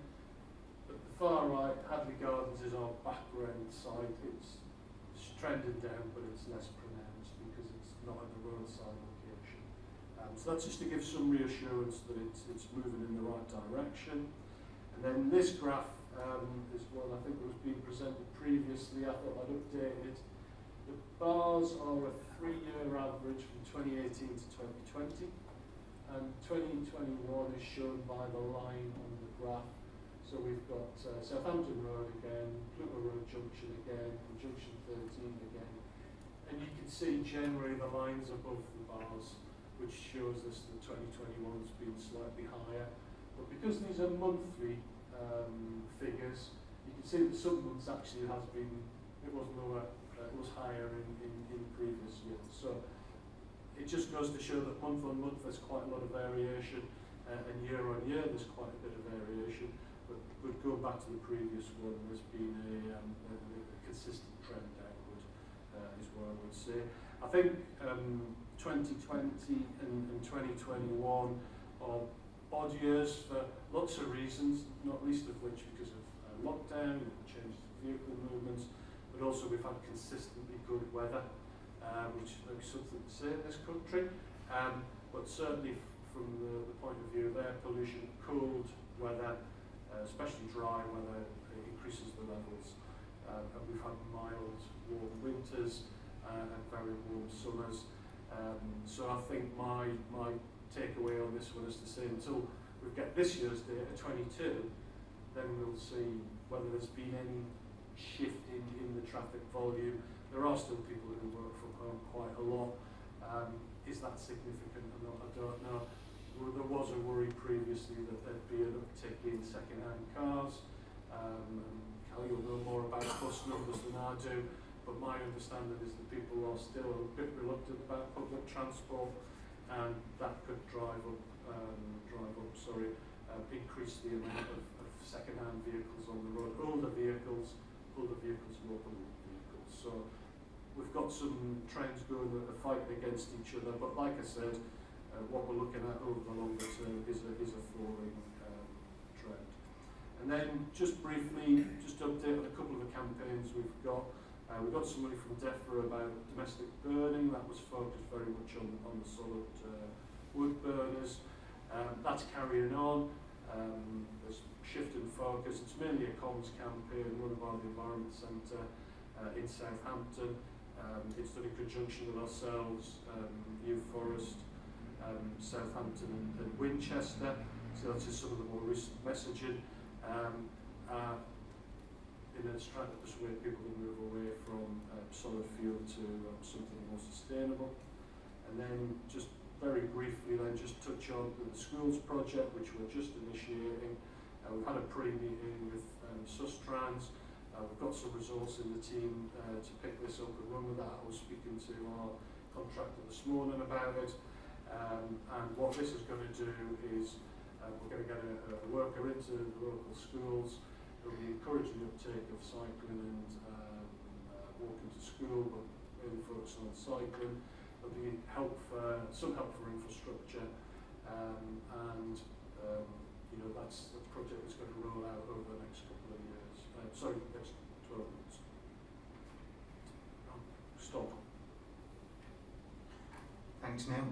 Much appreciated. Members' questions. Any questions? Councillor Tyson-Payne. I'm not sure this is a question as much as a comment. I think comparing the missing data, and I appreciate you've got missing. I appreciate that there's missing data and there's nothing you can do about it. But the type of traffic on Southampton Road is very, very different to the type of traffic at the point you're still close. So I think it's ambitious to say that because they're low, Southampton Road would remain low. And wood burning, great, except in a cost of a living crisis. I think a lot of people are going to be burning wood.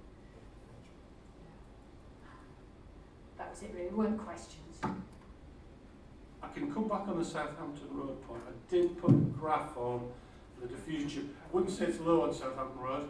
I think what I was going to say is I was just trying to say that generally it's been fairly low that year, and I completely take the point that Southampton Road is higher than the others. Definitely don't dispute that. Apologies, I missed a written statement by the member of the public. Shall I? You can email it to us and then Neil can answer it. Neil's already got a copy, so I'll just quickly read these out. There's not too much. It's from Tyson-Payne. The due data for 2021 still shows as unadjusted. This data has been available from the government at 3 points in this year, so why hasn't it been updated? The factor I believe is 0.84, so that would reduce Southampton Road down to about 36, the closest limit. It's disappointing to see that the analyser is yet again out of action, and I think we've covered that. The result of the above EBC have not been able to submit the government co-location data for the last year or this year, and so the result is we have to use the adjustment figures gained from other councils, so maybe create a comparison with our area. When will EBC get the analyser fixed? And I can answer that. Also in the report it mentions Appendix 2 and 3. They are not in the public reports pack, so how can we see what progress, if any, has been made on air quality? And it was also agreed at the last air quality meeting that it would be put higher on the agenda and more time assigned to it. Why has this not happened? Our response to that last one is that we had a meeting dedicated to it, but unfortunately Her Majesty the Queen died, so we had to postpone it. Sorry, back to questions. Councillor Bicknell. Thanks, Chair. Just one quick question. I think I can find it. Or is it? Yeah, when will the 2022 data be finalised and then be available and reported back? Because you mentioned all that in your reports on paragraph 6 on page 84. Well, no, paragraph 6 of your report. Usually around about spring, so spring 23, so we get the whole year's data in, and then it has to go off and get ratified, so that's normally springtime, so I'd say March, April time. Councillor Irish. Yes, Chair. Now that the recycling facility's been given permission in Bicknell Lane, and when that's built, that's going to produce another 128 vehicle movers on Southampton Road and Lee Road. Are we going to pay particular attention to that when it comes into being, to see exactly what is going to be happening, rather than leaving it for a while? Can we jump on it fairly quickly? Not myself personally, but a colleague's been involved with the planning application for that, and we've pushed very hard on all aspects around that.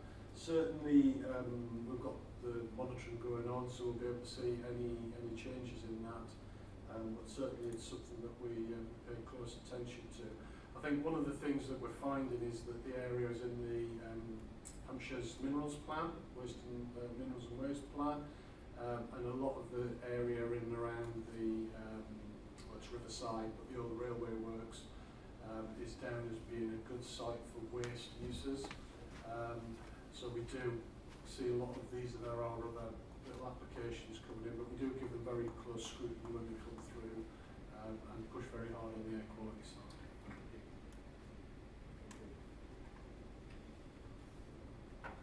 Okay, I'd like to ask members to note the report. All agree? Thank you very much, Neil. Apologies for taking so long, but we finally got to see you this year.